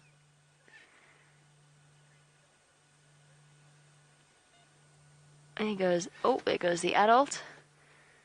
I don't know where it's heading to, and the juvenile will probably follow suit relatively soon. Thank you all for sending through your stunning screenshots of these beautiful birds.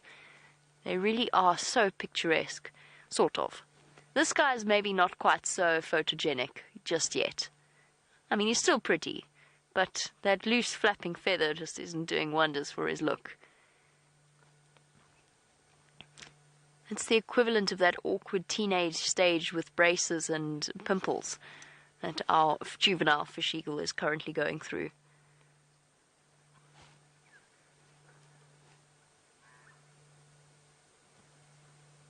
I'm so desperate for that feather to fall off.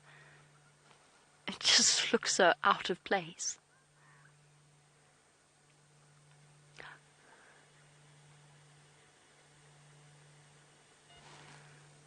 Also be very nice to go and add to my new collection of juvenile fish eagle feathers, a collection that I have recently just started, believe it or not.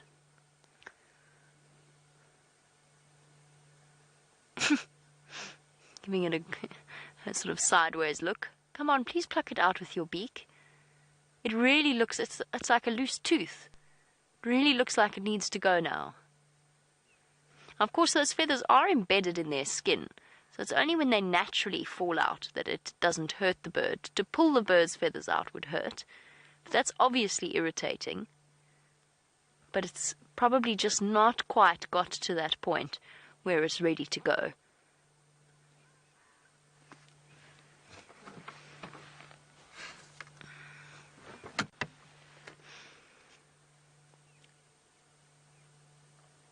And you can imagine how solid the rooting system of flight feathers have to be, or has to be, in order to prevent them from falling out under the force of that the bird undergoes during flight.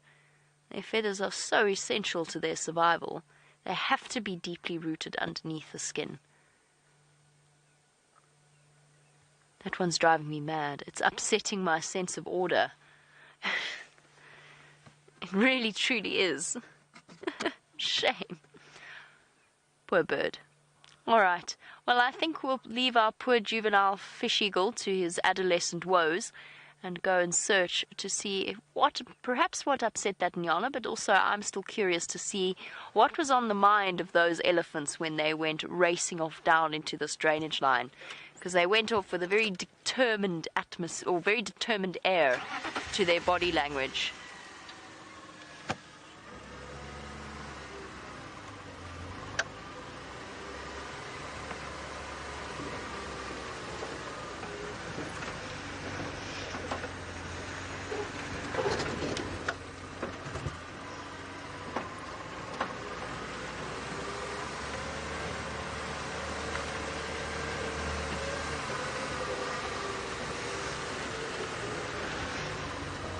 So the deep bark came from somewhere here.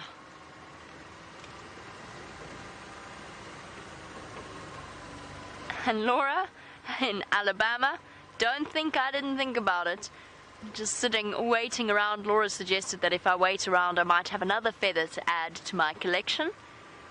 I most definitely would. I think I was absolutely right. Sorry. This is not the clearest view.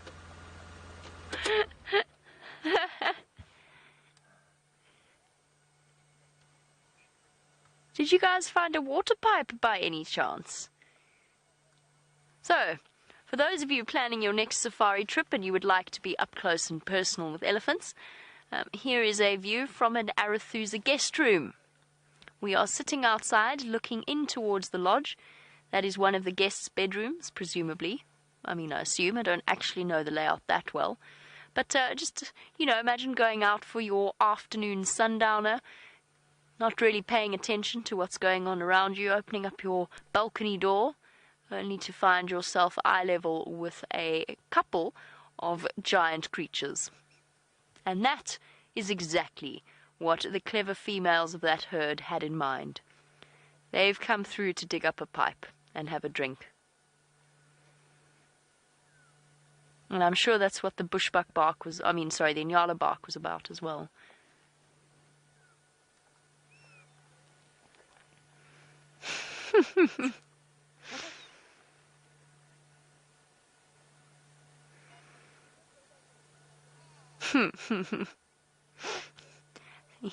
Gently swishing tails of the elephants as they seek out the water pipe. And I'm not sure what some of them are doing, but I bet they're up to mischief, and perhaps depositing a present for the guest when they get back from their afternoon safari, or a couple of large presents for the guests when they come back from their afternoon safari. Okay, in that case, having solved two of our mysteries, I think we're going to carry on. For now, we'll send you back across to Steph. I might watch this for a little bit longer, but I'll send you back across to Steph to find out what his plans are for the rest of the afternoon.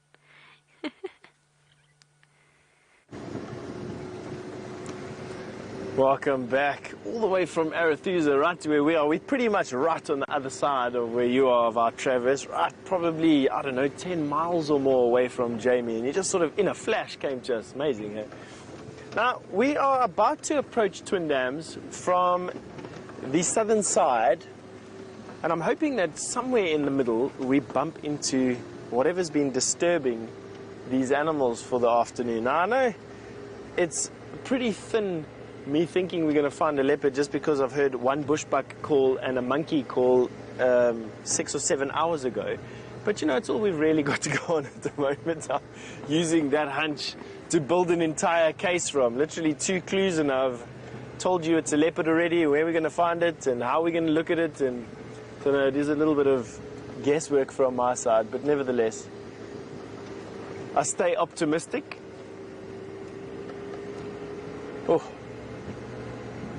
I tell you, we were just busy having a chat here to myself about what we expect is going to be the event horizon here. At what point are we going to see animals with not enough energy to stand up to keep the fight going, which will happen at some point. It does happen. It has happened already. In some parts of the country, animals literally don't have enough energy to stand up and keep on eating. They just have run out of it. And at that point, it's just a matter of time. Now, drought is natural. Of course, it's natural. It's as natural as flooding is. It's as natural as fires are. It's just a necessary part of maintaining the balance out here. There's no such thing as an equilibrium. It's all just part of the flow of things. And drought is just one of those things. Only the fittest and the most able will survive. And the areas that are marginal, they lose animals so that they don't get overgrazed and they don't get overutilized. So that when the good times do come, those areas can support animals again.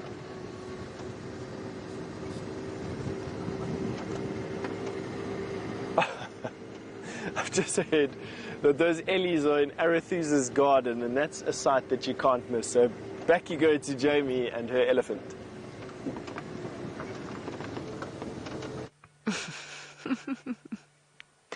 The Ellies are still in Arethusa garden, and Giandre has managed to solve the mystery even further.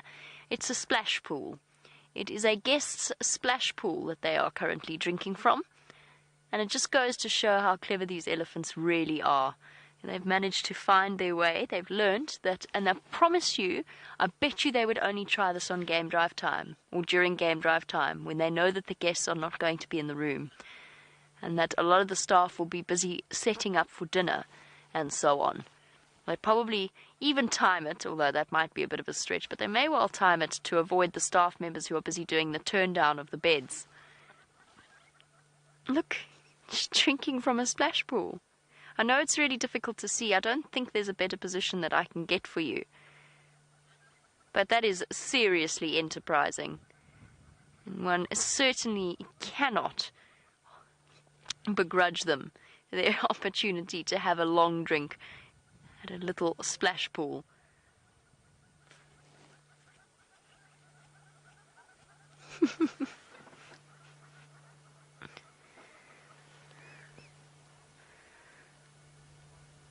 And that's a lovely message coming through from Bonnie Clifford. It's wonderful to have you, Bonnie, and I hope you're enjoying watching Arethusa from a slightly different angle. Now, apparently, when Bonnie Clifford was staying at Arethusa last year, she found herself with a pile of elephant dung right outside the bedroom. And I think that might be a relatively regular experience at the Arethusa Lodge. This is not the first time I've stopped on our live safaris and spoken about the elephants right next to the windows. This is, however, the first time I have ever shown them on camera drinking from a splash pool. That is a first. The guests are gonna... Oh, even the little baby can reach over. The guests are going to come back. There's going to be no water in their swimming pool. Or there's going to be half a swimming pool and a thin layer of elephant saliva floating on the top. I wonder if they've spread themselves out throughout the guest rooms. Little bit of Ellie backwash for your nightly swim. Fortunately, it is midwinter, and perhaps they won't be as eager to do so. The newest in spa treatments. Elephant saliva, guaranteed to make you look, well, not sure what it's guaranteed to do. So I'm saying saliva. I'm not entirely sure it's just saliva that will make its way into that water. A little bit of mucus as well, I imagine. I'm so curious. It's such a pity it's so, well, not a pity. It's the natural lay of the land. It would be nice to see if they've spread themselves out from room to room, because there was a sizable elephant herd that had to come and wait for their turn to drink at one splash pool. Look at the little trunk reaching up and around. That nice baby.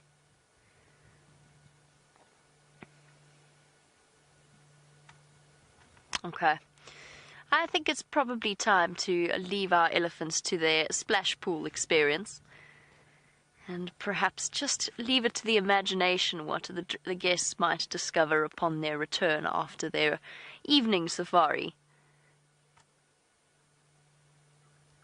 And for us, for all of us, it will be just that little secret. It will be the secret between us and the elephants as to what really happened on a quiet afternoon at Arethusa Lodge during game drive time. Hey elephants, don't worry. Myself, Chandra, and several hundred people will keep your secret nice and safe with us. While we carry on, let's go back across to Steph and find out how he's doing.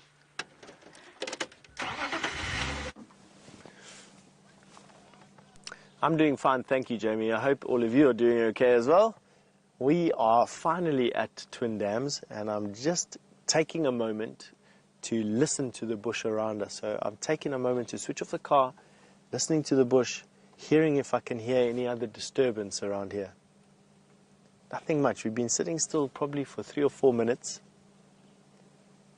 I always call it providence. If we were meant to find something, when we switch off, it'll give us the answer. All I'm saying is, come on monkeys, there's a troop of vervet monkeys that live in the forest in front of us, basically in that band over there, and I'm hoping that they start to shout at some point at this leopard. What we could do to expedite the whole process is actually take you for a drive in the dry riverbed, which might actually be quite nice. It's not very often that I drive through the riverbeds. I walk through them very often, but not driving through them. I think it might be quite nice. Let's go and do that for a change.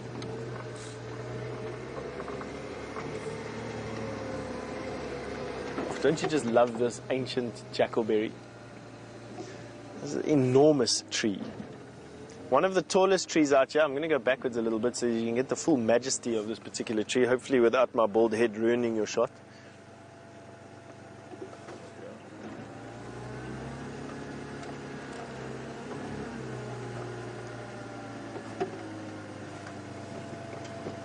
One giant thing to another. Jamie's got those elephants having tea on the, or high tea on the deck at Arethusa. Get your cameras ready.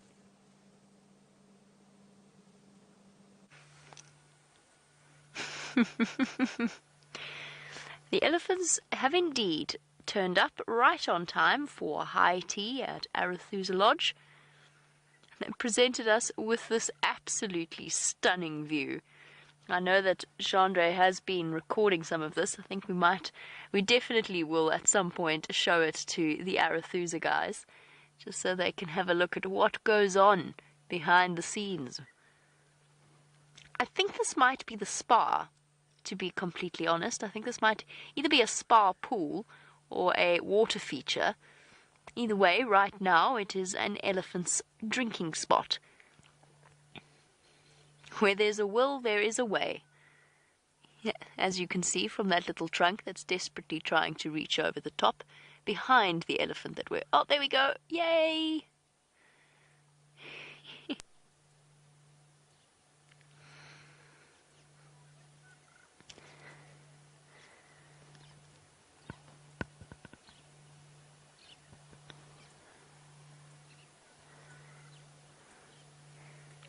And Deborah, armchair traveller, yes, absolutely. All of the pools in this area will be maintained in a way that is safe for the animals to drink, so that they're not consuming a huge amounts of chlorine with their drink.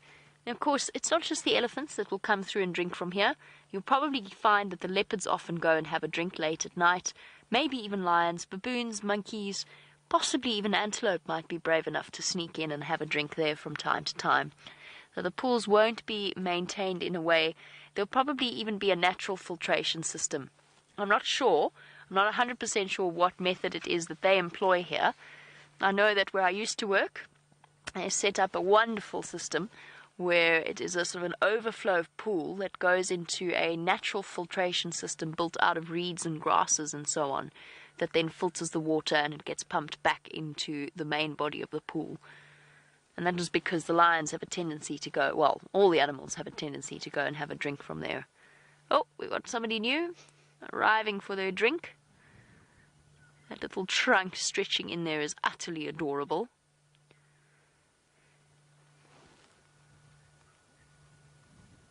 I knew they had to have some kind of secret mission. They were clearly thirsty. Oh, little trunk. Oh, having a quick rest on the spa floor.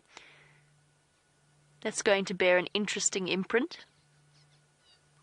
Wet trunk mark.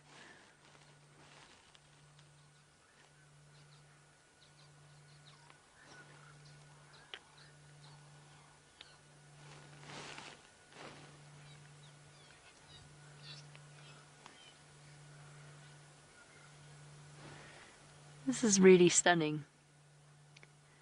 This is definitely a new one for all of us, I think. Certainly a new one for me. At the Arethusa Spa Pool.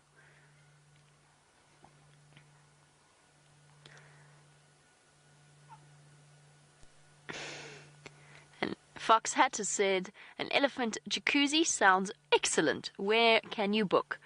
Well, I'm sure you will be able to find the details, but absolutely. It was one of the things we always wanted to do in the area. My old job, there was a big concrete reservoir outside of camp, and we used to occasionally, well, we did swim in there until I encountered an entire baboon skull, stepped on it the one afternoon. After that, our swimming trips were limited. But one of the things I really wanted to do was blow up one of those tire tubes and go and sit in the middle of the reservoir with an elephant herd coming to drink around me. I think probably they would never have actually approached. Ooh. I think they've been discovered.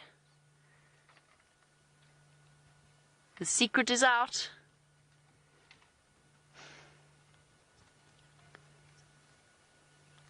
Or there's another elephant that has caused chaos a little bit further out, I think. Or I actually just think it's some building work going on back there that startled them. I don't think they were actively chased, I just think there was some building work happening. Sorry, Ellies, I interrupted mid-drink. Well, in that case, I think since our sighting is now over, or perhaps some brave soul decided they wanted to go to the spa and discovered they were unable to due to the presence of a herd of elephants there. Hello, little one. Did you manage to get a drink as well? Yes, tip of the trunk wet.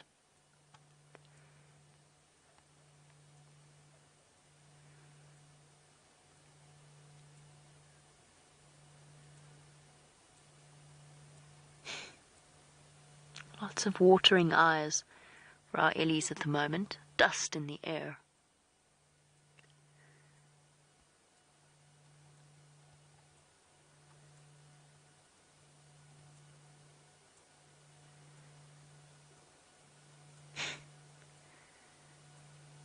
Hello, girls. You've even managed to get some on your head as well. On an after-drink dinner. That dead branch was clearly in the way.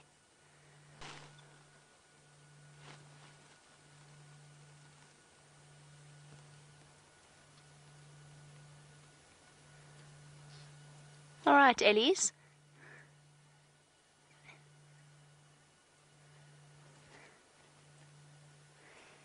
Thank you for your wonderful sighting, and Harry, I agree. Elephants do never cease to amaze all of us out here.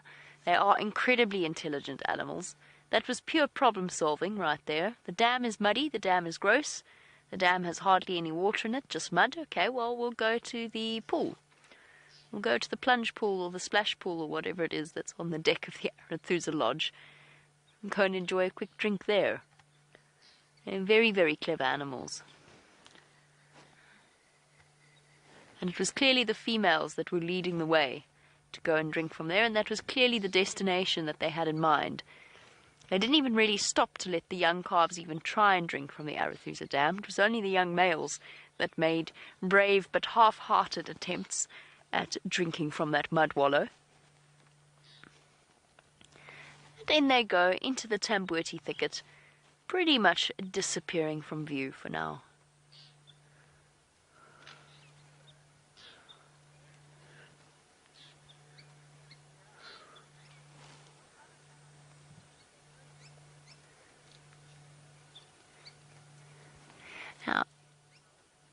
MJDNN Gull. MJDNN Gull. I hope that's right. I think that's your username. But MJDNN Gull. Is Lou saying D? MJB? MJG.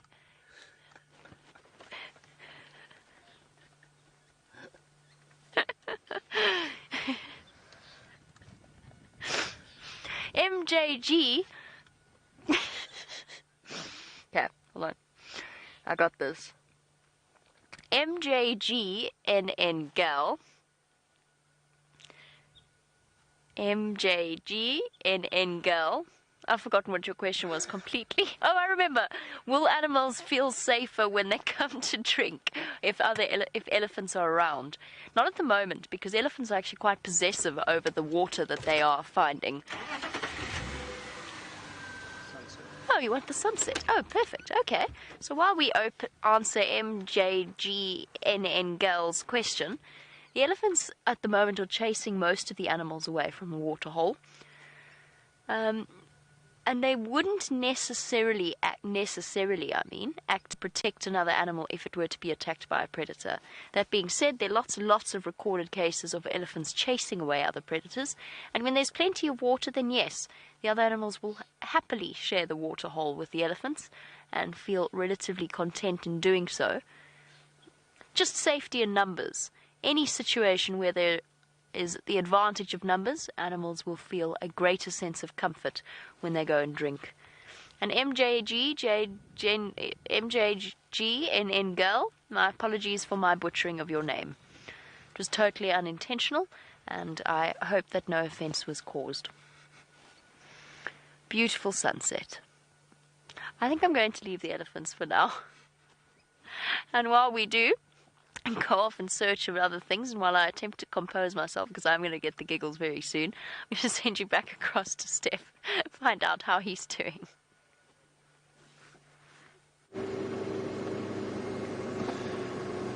I must say, I don't quite get that joke, but it's good that Jamie's having a bit of a laugh. She does get the giggles every now and again, and I must be honest, when she starts, it's very difficult to switch her off. And I say that in the fondest possible way. What I've decided to do is drive into the sun. I feel like watching the sunset, and I think the closer we get to the sun, I can prolong that sunset well, you could probably prolong it indefinitely, but we'll eventually hit a mountain range, which even this car won't be able to go over. Perhaps if we had Brent in the driving seat, he'd give it a bash. The Drakensberg are a mere hindrance to him in this car, taking no more effort than to gear down and attempt it with more speed. Oh, it's going to be a lovely sunset. But I'm going to try and attempt to get a little bit higher so that we can see this beautiful sunset. I've given up my search for whatever was causing that disturbance in this drainage line. I'll return when it's dark with a spotlight and we can probe deeper in. But for now, I've had enough driving up and down aimlessly alongside that little piece of road. I think that elephant herd we've passed probably for the 20th time since the beginning of the drive is beginning to think there's something wrong with us. And let's go and look for a nice place to have a sunset.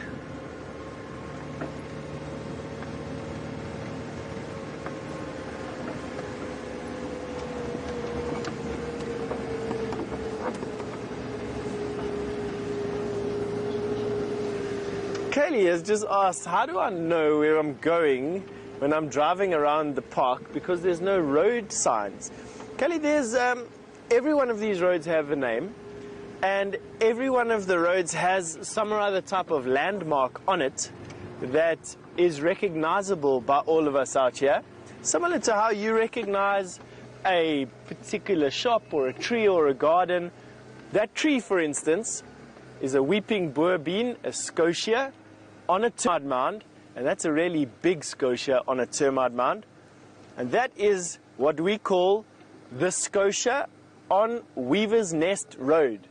So the road we're going to get to is the Scotia Road, well, the Scotia at Weaver's Nest Road. And this is Weaver's Nest Road. And every other road here has a name. And it takes you a little bit of time to get to know the road names out here. Probably about, I'd say, to be comfortable on every single one of the roads out here will take you a year of driving around here like these presenters do. About a year. But what takes a lot longer than that, probably about 5 years, is to figure out what lies between these roads. So where is the next road? I know it's there somewhere, but what lies between here and the next road?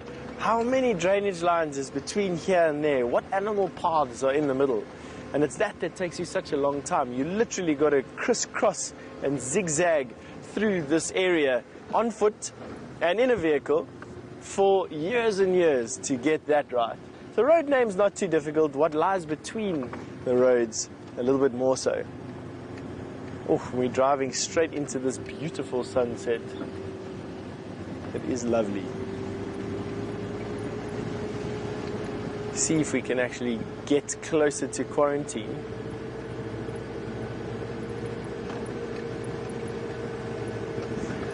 Lisa has just asked me all the way from, I'm not too sure where. Lisa, feel free to tell us where you're from. It's always interesting to know where these questions come from. You've just asked me, at what time does the sun set in winter? I think the earliest the sun sets, and the equinox was literally just the other day on the 21st of June. The earliest the sun sets is about 10 past 5, I think. So just after 5 o'clock on this side. And the latest it sets is just after 7 o'clock in summertime, around the summer, the summer solstice, not equinox, excuse me, wrong terminology, the solstice. And that is on the 21st of December. The sun is setting here just after 7 o'clock, whereas in winter it's about 2 hours earlier than that. Let's see if we can race the sun to the top of this hill and see if we can get it. I think we may have missed it.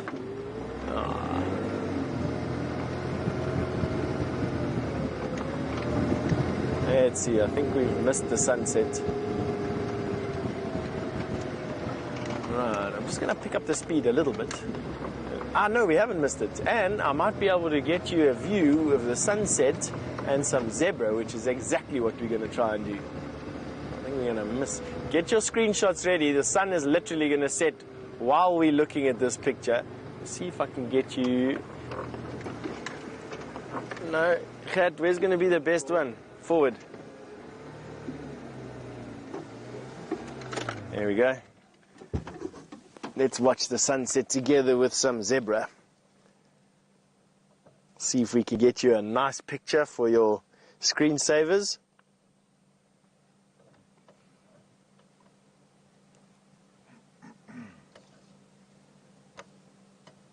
There we go. A little bit sticks in the way there, not to worry. It's the best that we've got it at the moment.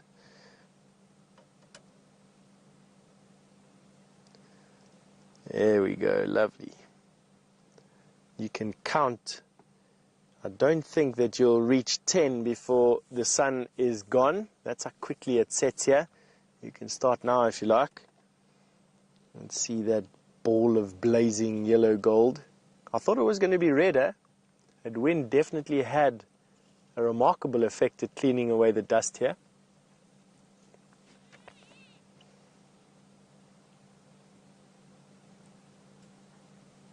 Taking a little bit longer than I predicted. Oh,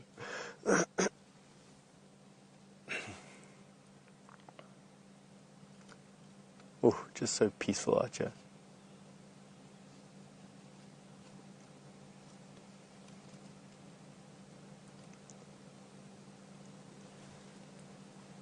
And that is the end of that. Sunset. End of another day out here. I'm not even sure what day of the week it is, what date it is. Things sort of blur together out here, really. You just have busy days and then sometimes less busy days. The less busy days we call Sundays.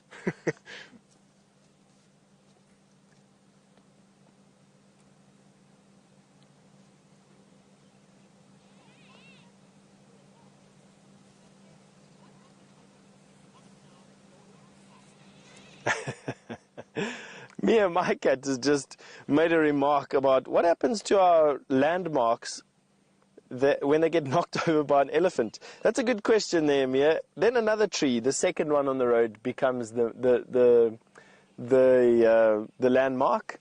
Quite often, you are right there. Quite often, things like that old lion kill or remember the leopard that was in this tree become irrelevant as time goes by.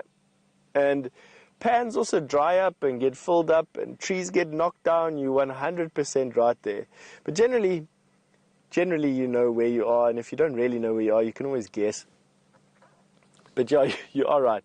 Sometimes the trees do go missing, and sometimes the pans get filled up, and sometimes people don't understand what you say when you say, they're at that place where the lion, oh, Jamie's got a fish eagle, off you go. Guys, look at this. This is incredible.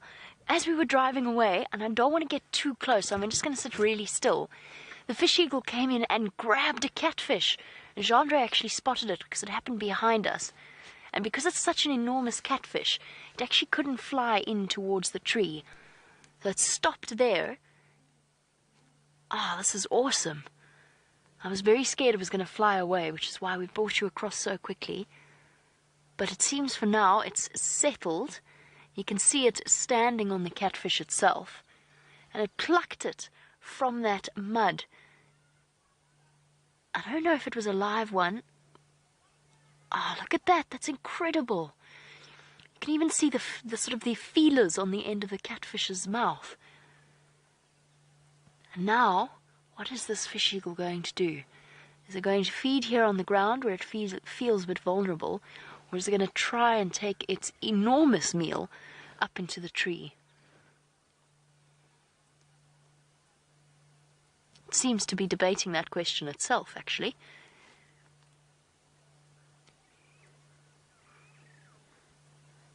That's elegant. That's also incredible strength. Ah, giving us a beautiful view of their tan feathers around their legs. It's actually quite a gruesome sight.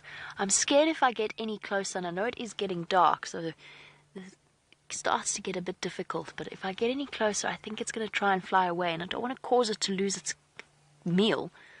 I was about to say hard won, but it's kind of fish in a barrel at the moment. No wonder this fish eagle's been spending so much time around Arethusa. Basically just goes to its built-in fridge, sort of, grabs the next meal whenever it feels hungry. What now, fish eagle?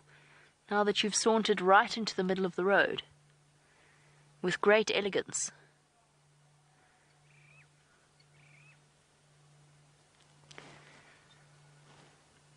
This is really interesting. Such fascinating behavioral insight into the way in which a fish eagle will usually go about. Whenever I've seen a fish eagle catch a fish, they've taken it up into the tree. But I've never seen, because I've actually never been around in a situation where the fish eagle has such easy access to a large, or a fish of this size. You often see them catching the tilapia and the yellowfins that we get. Oh, wow. Try and watch where it goes. Oh. Well, that's tricky. Oh, there it goes. It's gone into that. It's gone over there. Let's go see if we can watch it eat. That's awesome. It's fascinating.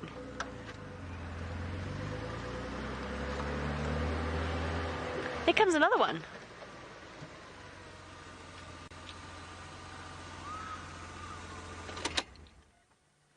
It looks like another juvenile. No, it's just a motley adult going in.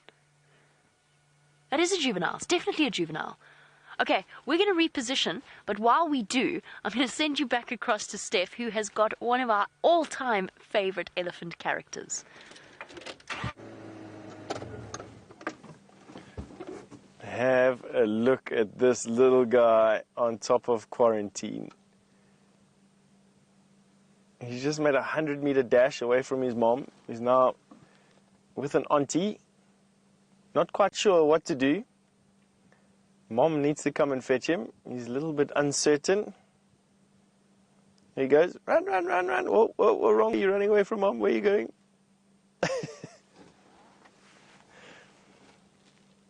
That's very brave of a youngster. Very, very, very brave. He's going to be one to watch as he gets a bit older. He has the makings of a traveler. With his head up. Elise, this is his mom. Here he comes. Whoa, whoa, whoa, whoa. Here we go. Faster, faster, faster. You got it. Come this way.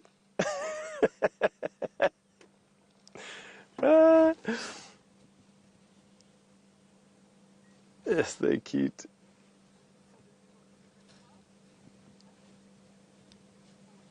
Ah, you already know this. Sorry, I don't get out on the cars as often as I need to. I hear that you call this little guy Benjamin Button because of his little wrinkly forehead. Oh, they're cute. What a character, even at such a young age. Now they're all having a bit of a mouthful here.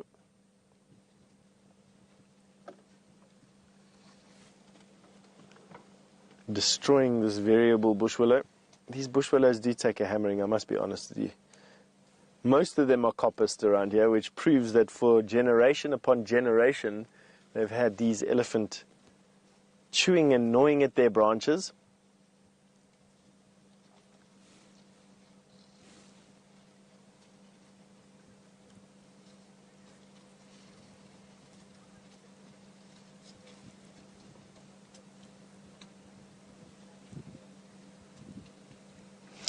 Beatrix in Bloemfontein, South Africa, has asked me how many kilograms of food an elephant eats in a day.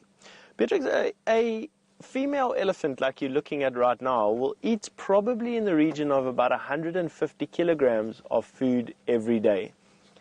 They will eat in summertime. They will eat that 150 kilograms relatively quickly because of all the grass and vegetation around.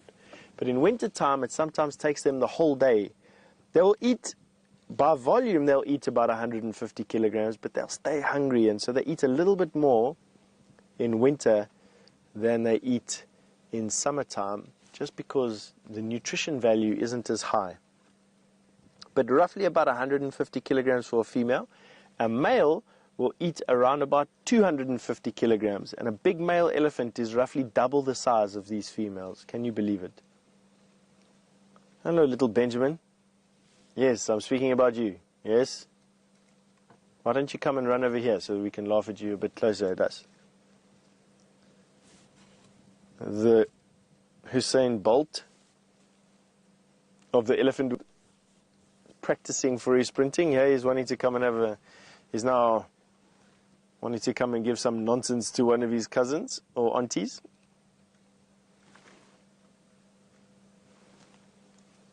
I know a secret that Jamie doesn't know yet is the elephants are going to be keeping her awake the whole night. They're all around her house. As you can see, elephants are incredibly social animals, and this little Ellie, even though his mom is in this bush, he is able to socialize with other elephants in the group. They're not horrible to him. They don't try and tease him. He will have this whole social group around him 24/7 for years and years and years to come.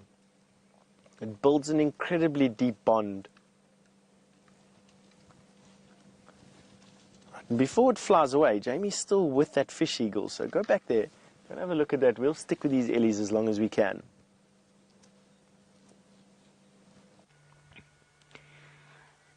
We are still with our fish eagle, and our fish eagle has still got its kill. Hidden behind the stump of this enormous leadwood that it has settled in, and I think that was actually its plan all along. I think it was going to try and settle in a tree that's slightly more resilient to its combined weight of the eagle and the fish. This beautiful, as Jandre described it, a stunning autumnal scene playing out in front of us.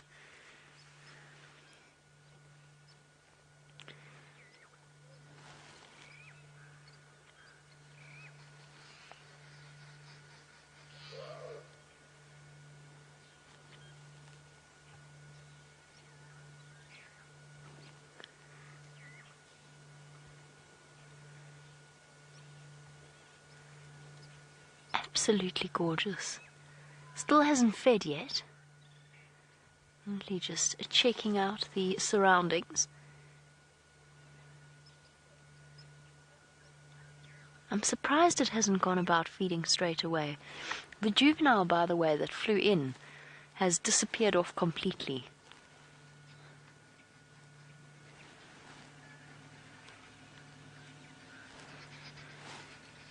Come on, fish eagle. Are you going to feed? Perhaps not. Oh, it had it in its claws. It must have dropped it somewhere along the road.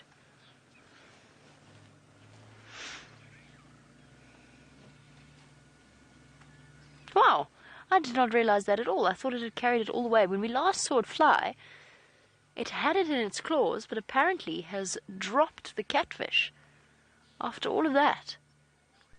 Isn't it fascinating that it hasn't gone back and tried to search for it or grab it?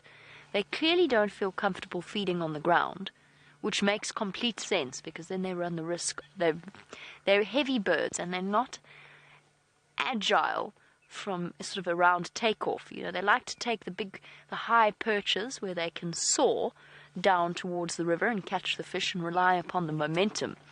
But they're not really agile takers off. Not quite sure that's a word, but you sort of know what I mean. They're not very agile at the point at which they take off the ground. Lots of flapping that has to happen. And I think that's why they don't feel comfortable at all feeding when they are down on the ground. And anything from another bird to a hyena to possibly, well, it would be interesting to witness, something one of the smaller cat species might think of taking on a fish eagle. And this fish eagle clearly has decided that it's not worth the risk of plunging back down to the ground to gather up its kill.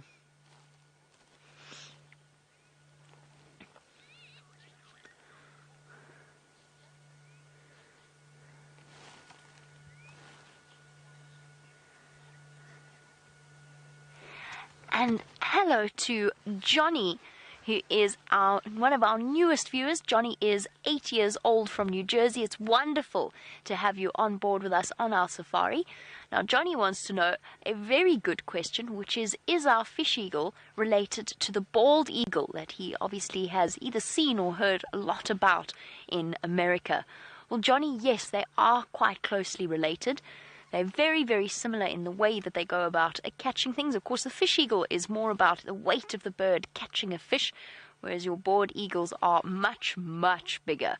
A bald eagle is a lot bigger than a fish eagle, but for us, a fish eagle is kind of equally important to South Africans as the bald, almost, not quite, but almost as important as the bald eagle is to Americans. We love fish eagles here in South Africa. It's great to have you, Johnny, and I hope that we get lots and lots more questions from you. Well, since our fish eagle hasn't managed to keep its kill, I think we're going to move on now. It's been a beautiful afternoon spent around Arathusa Dam. Meantime, let's go back across to Steph, find out what is happening with Benji. There's a huge herd of buffalo. We've just tried to position ourselves into a place where we think Benji's going to make his next mad dash across. I want to suggest that we change Benji's name from Benjamin Button to Benjamin Bolt for the mad sprints that he's making. While you're with Jamie and that amazing African fish eagle sighting, Benji has made 2 or 3 mad dashes from one adult elephant to another. What we're waiting for is just another one for him to do it again. I think this is his mom. I'm not too sure. There was a little bit of a cluster around the one tree and I lost track of which elephant was actually Benji's mom. We might actually have the wrong elephant because I see this youngster that's coming up to us now is following this cow. Let's just see what happens here.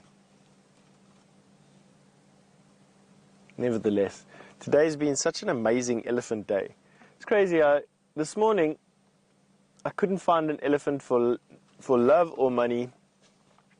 This afternoon, there isn't a bush we've been able to drive around that doesn't have an elephant coming out of it. And we actually haven't had that many elephant herds out here for a week or two.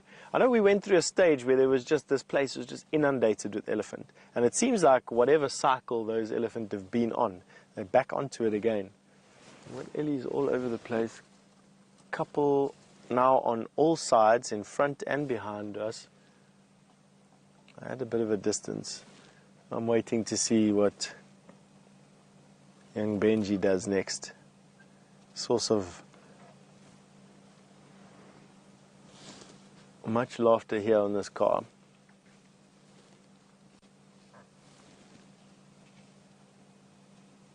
I can see he's with his mom now.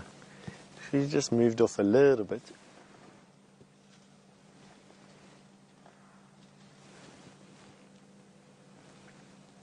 Let's see if we can go around and have a look at him.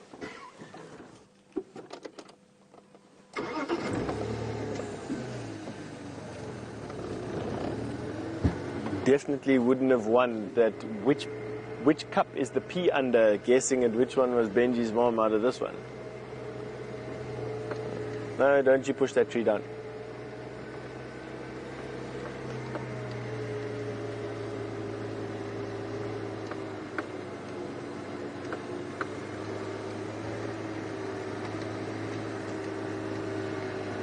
Jamie, you all the way from New Jersey and you're a new viewer. Welcome aboard.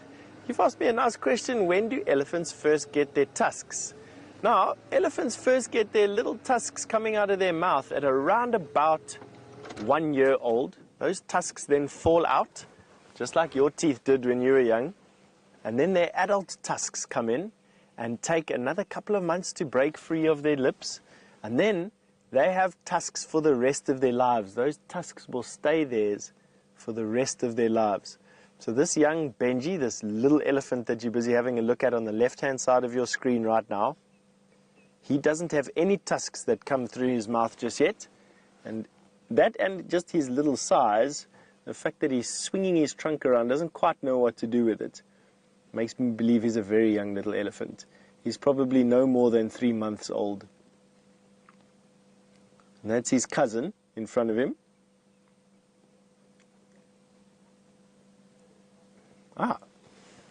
Jamie in the sunset has managed to bump into a massive breeding herd of buffalo. And before it gets too dark to view them, you are off to her. See you later. Well, I would actually say that the herd of buffalo bumped into me, and it is an absolutely massive herd of these animals, dust flying everywhere. It's almost like a river flowing towards the Arathusa Dam. Incredible to witness. Look at them, they just keep rolling out of the dust. There must be, I don't know, I'm not even going to begin to guess at their numbers until I see the end of this herd. Let's go with lots for now. Lots and lots of buffalo. Probably about 500 or so, if I had to guess. Some of them looking relatively good, others starting to show signs of the drought. Now a big bull walking right next to the car.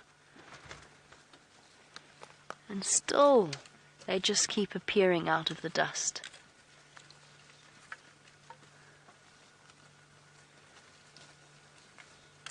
Absolutely stunning.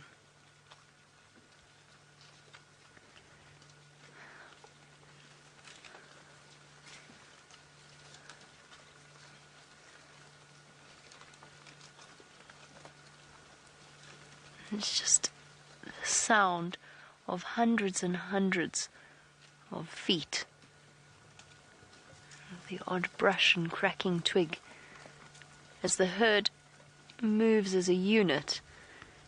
And is a limping buffalo, yes, there is one with a limp in the front. She's actually got a completely locked joint. There she is. She's at the back there. She's got a completely locked joint in her back left foot. She can't move it. Shame. Oh, there's a couple of them. Buffalo do often sustain leg injuries. And very often it's due to the fact that they've been racing away from something like a lion, or just racing away in blind panic, whether or not it is in fact necessary. And what happens is they twist their ankles in holes in mud, or holes in the aardvark holes, or anything like that. You can imagine that running with 500 animals next to you, it's a little bit difficult to look ahead at where you're running. Plodding irresistibly towards water. Wow.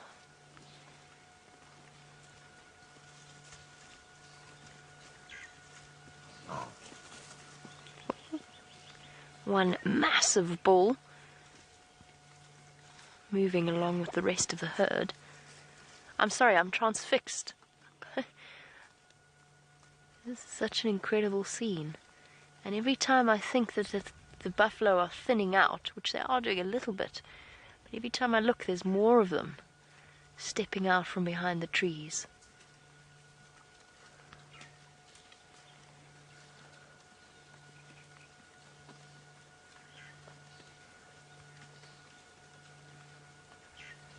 Rolling herds of buffalo of the Greater Kruger National Park.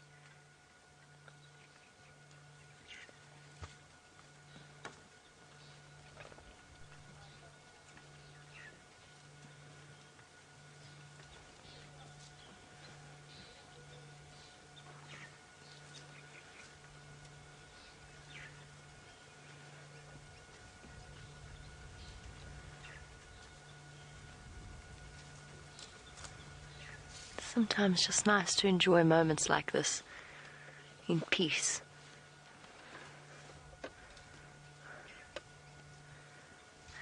And while we watch our buffalo stream past, thank you to all of you for sending through your stunning screenshots.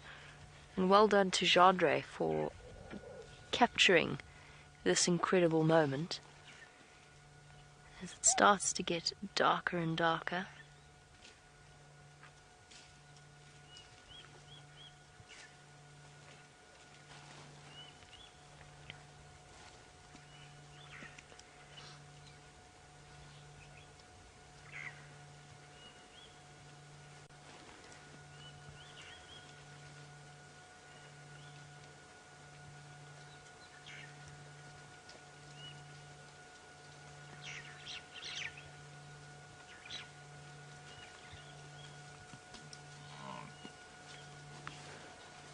the odd moo from the stragglers at the back.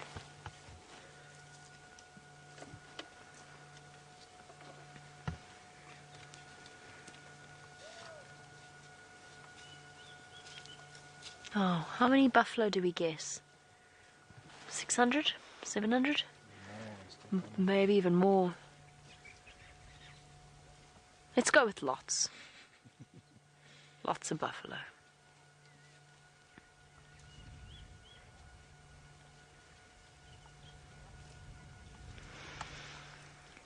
Now, obviously, it is starting to get incredibly dark and difficult for us to see these buffalo.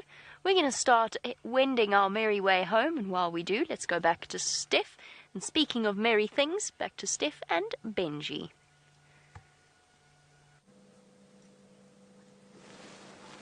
That's exactly right. We're still with Benjamin Button Bolt here.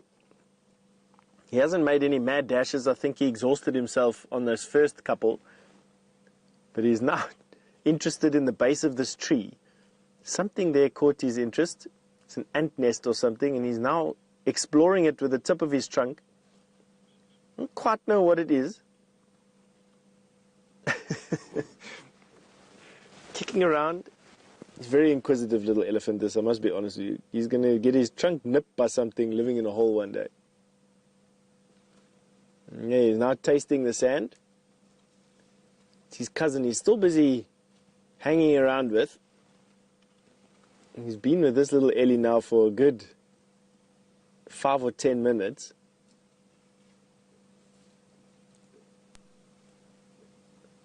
And that's how they're busy learning.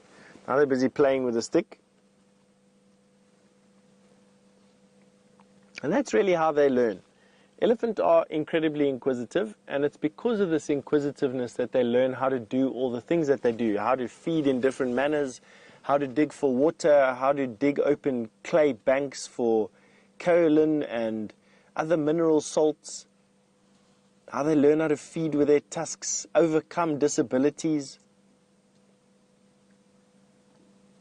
They definitely have an imagination. Let's see what he's up to now. It's another base of a stick. I don't know what this little elephant is doing.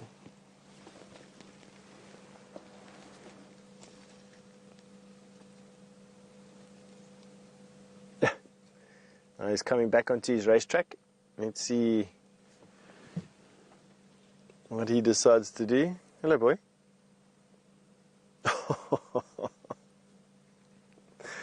These little guys. Cute.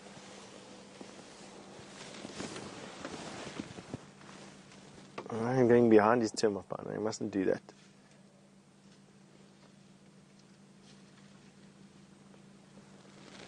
Go forward a little bit and see if we can see him again.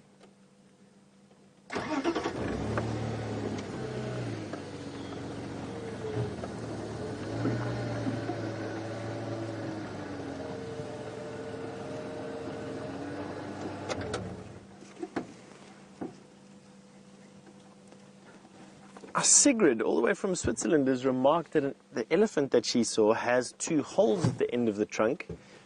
And is this 2 nasal openings? Absolutely, Sigrid. That's the 2 of the nostril openings in an elephant. How I always liken to what a trunk is, basically, if you put your thumb underneath your top lip and your other 2 forefingers, one in each nostril, and you pull out and imagine extending it to past your arm length, that is a trunk. A trunk is an amalgamation of a top lip and a nose. And that is what a trunk is. And at the end of that, there's 2 holes, the vestigial remnants of their nose.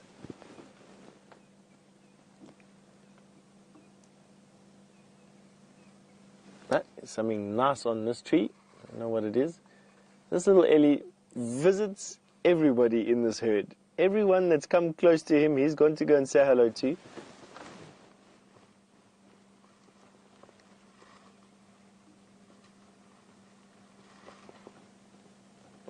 Investigating another stick.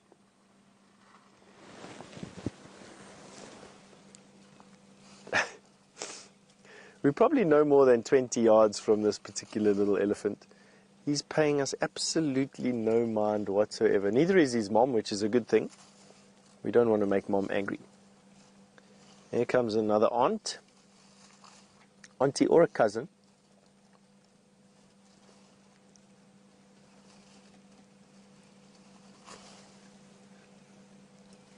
Now what are you going to do, little Benjamin Button Bolt? I don't quite know what he's going to, if he's going to burst into speed, jump up on his back legs, shake his head, dig in a hole.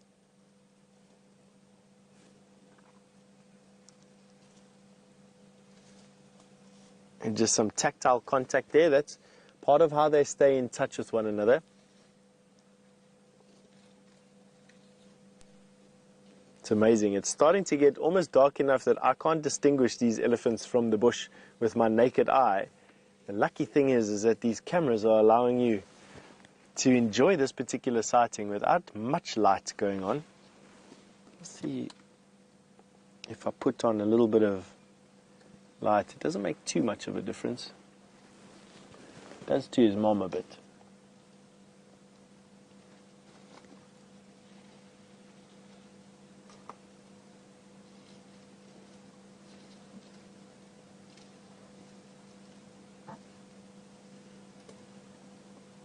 She's got a beautifully long tusk, and then the tusk closest to us is her slave tusk, the tusk that she uses more than the other one when she's feeding.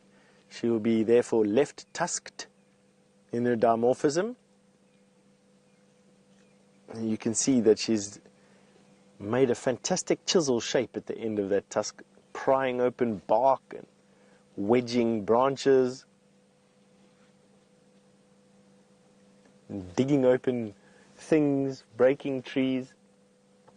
That is the tusk that she will use above the other one, which you can see is hardly used at all.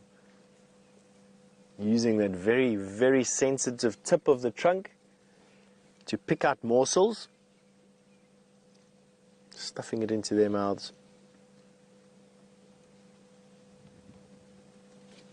Almost a non-stop conveyor belt of food going through these elephants, especially at the moment. Every little last bit of nourishment that they can find.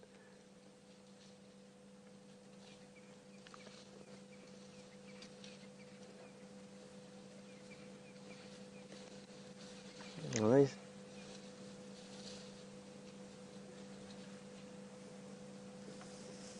I'm so happy that you got such beautiful screenshots of little Benji. Well done. Please carry on sharing all of those. We love seeing them. Right, and I think it's getting that time. It's a little bit too dark for us to keep with these elephants at the moment. I obviously don't want to scare any elephant, but I can't see where they all are at the moment, and I don't want to go blundering around where we are. Might give them a fright and tip the balance there and create a little bit of insecurity in this herd with people. So we're going to carry on going. Leave little Benji and his mom to their night's feeding. Good night. Thank you very much for letting us share your day with you.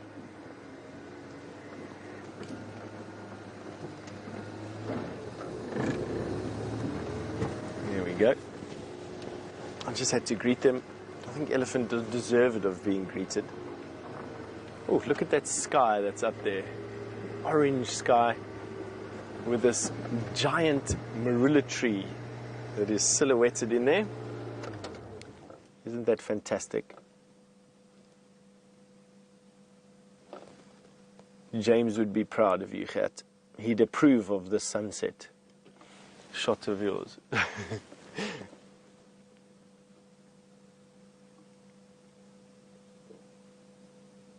That is lovely. Old grandfather of a marula tree. You can just see those branches in there just being broken off through wind and storm. Elephants and whatnot has this tree seen in its life on this planet. Good 200 years or so to get this size. Not the largest of trees out here, but definitely one of the most important because of the fruit that it produces. The marula fruit. That is a lovely shot there. Well done.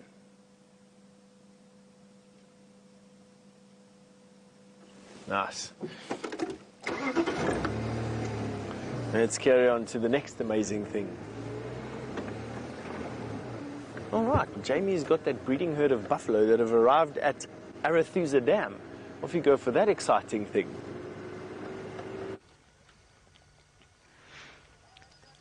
They have not been difficult to keep up with, our herd of buffalo, but we just thought we would show you this incredible scene that is unfolding in front of the Arathusa Lodge, with the floodlights illuminating them beautifully, highlighting all of the dust, as probably 600 odd buffalo pile into the open area as a spot to spend the night. A nice safe spot, or at least a safer spot for them to spend their evening. Nice and open, be able to see any threats that might try and sneak up upon them.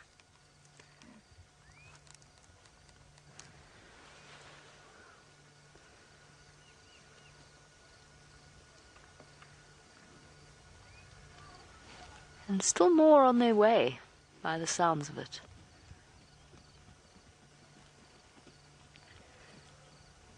How absolutely amazing is this?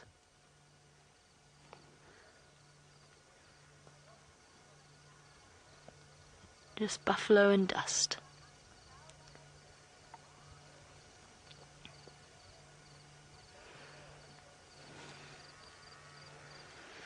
And Andreen? Absolutely not. in no way think you should know this because it's actually quite complicated.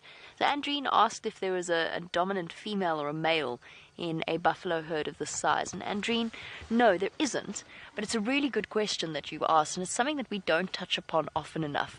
So I really thank you for raising this particular point. Buffalo don't have dominant members of their group. They will have the big bulls that just by size and by nature will always be more dominant than anything else. But there's some really interesting studies that show that the way that the buffalo decide to move is female-led. So the females decide where the buffalo are going to go. But it almost seems as though it's a democratic system. Now, that's a bit of a stretch and a bit too anthropomorphic to describe it that way. But it seems as though groups of females, when they stand up and they move the herd, they kind of all stand facing a direction and they kind of reach a consensus and then move off. So that's what I've observed in buffalo behavior. It's also what I've read about in studies that have been done into the way the buffalo move. But otherwise, no, there's no particularly dominant male or female that leads the group in the same way there might be for elephants or anything like that. I think that actually pretty much spells the end of our sighting. Most of them have melted into the darkness off to the east of us. There's still some more on their way, judging by the moos in the distance. I can hear them roaring behind me. But I think it's time for us to leave our buffalo to spend their night out in the open clearing, hopefully safe and sound. But you never know. A herd of buffalo like this is a serious temptation for a pride of lions. Right, I think let's move on. Most of our buffalo have moved out of the light and it's now very dark, facing out into the distance. I'm just going to turn around and then I'll turn my lights on.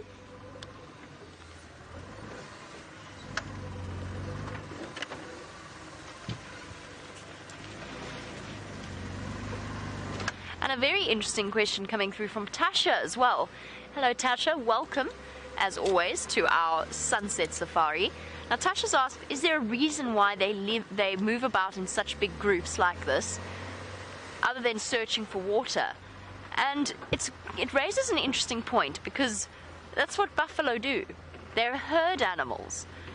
You don't really find solitary females anywhere. They move together in a herd, and those herds are usually sort of minimum 50, right up to 500, 1,000, some recorded cases of 4,000 buffalo. Not necessarily in the Kruger National Park, but in other parts of Africa, 4,000 buffalo in one group. And it is a kind of safety in numbers, I guess, the reason that they have evolved to be that way. But it's interesting because they've got two very distinct groupings. They've got the breeding herd, and the breeding herd is females, males, young males, old males, big bulls, young bulls, and calves all together as a group. And then you get the Duggar boys. Those are the ones that we see more frequently because they're dotted all about, either on their own or in small groups. And it's interesting the way that almost buffalo have evolved to have two different social structures completely. It's fascinating. And it's something that I actually hadn't given much thought to before you asked that question, which is why our viewers' questions are so incredibly valuable to us. Well, on that note, unfortunately, we find ourselves at the end of the Sunset Safari, and it's time for us to say farewell to you all. So thank you, Jean-Ray, for your fantastic camera work. We've got a long way to go to dinner, so I'm going to keep driving as we go along. And thank you to the lovely entire crew of Final Control from Lou, Rebecca, Jerry and Chelsea. And most importantly, thank you to all of you watching us across the globe. I hope you've had a fantastic adventure with us and that you will join us in a couple of hours for the next adventure. Bye-bye, everybody.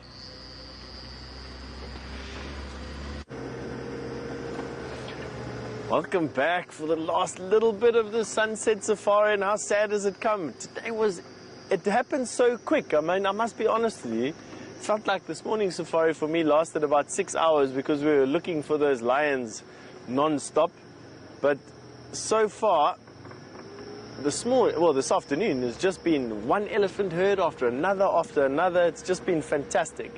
For those of you that tune into Brent on Facebook, I hope he gave you a good recitation of his gorilla story. We are all dying to hear what happened over there. Apparently it was pretty epic, so we can't wait to see we can't wait to see what's going on there. There's a big herd of impala that's just coming across the road in front of us. Pretty weird that they're not on quarantine tonight.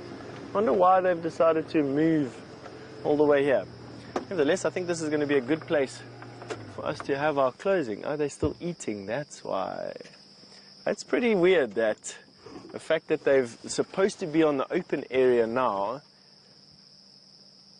but they feel the need that they still need to eat.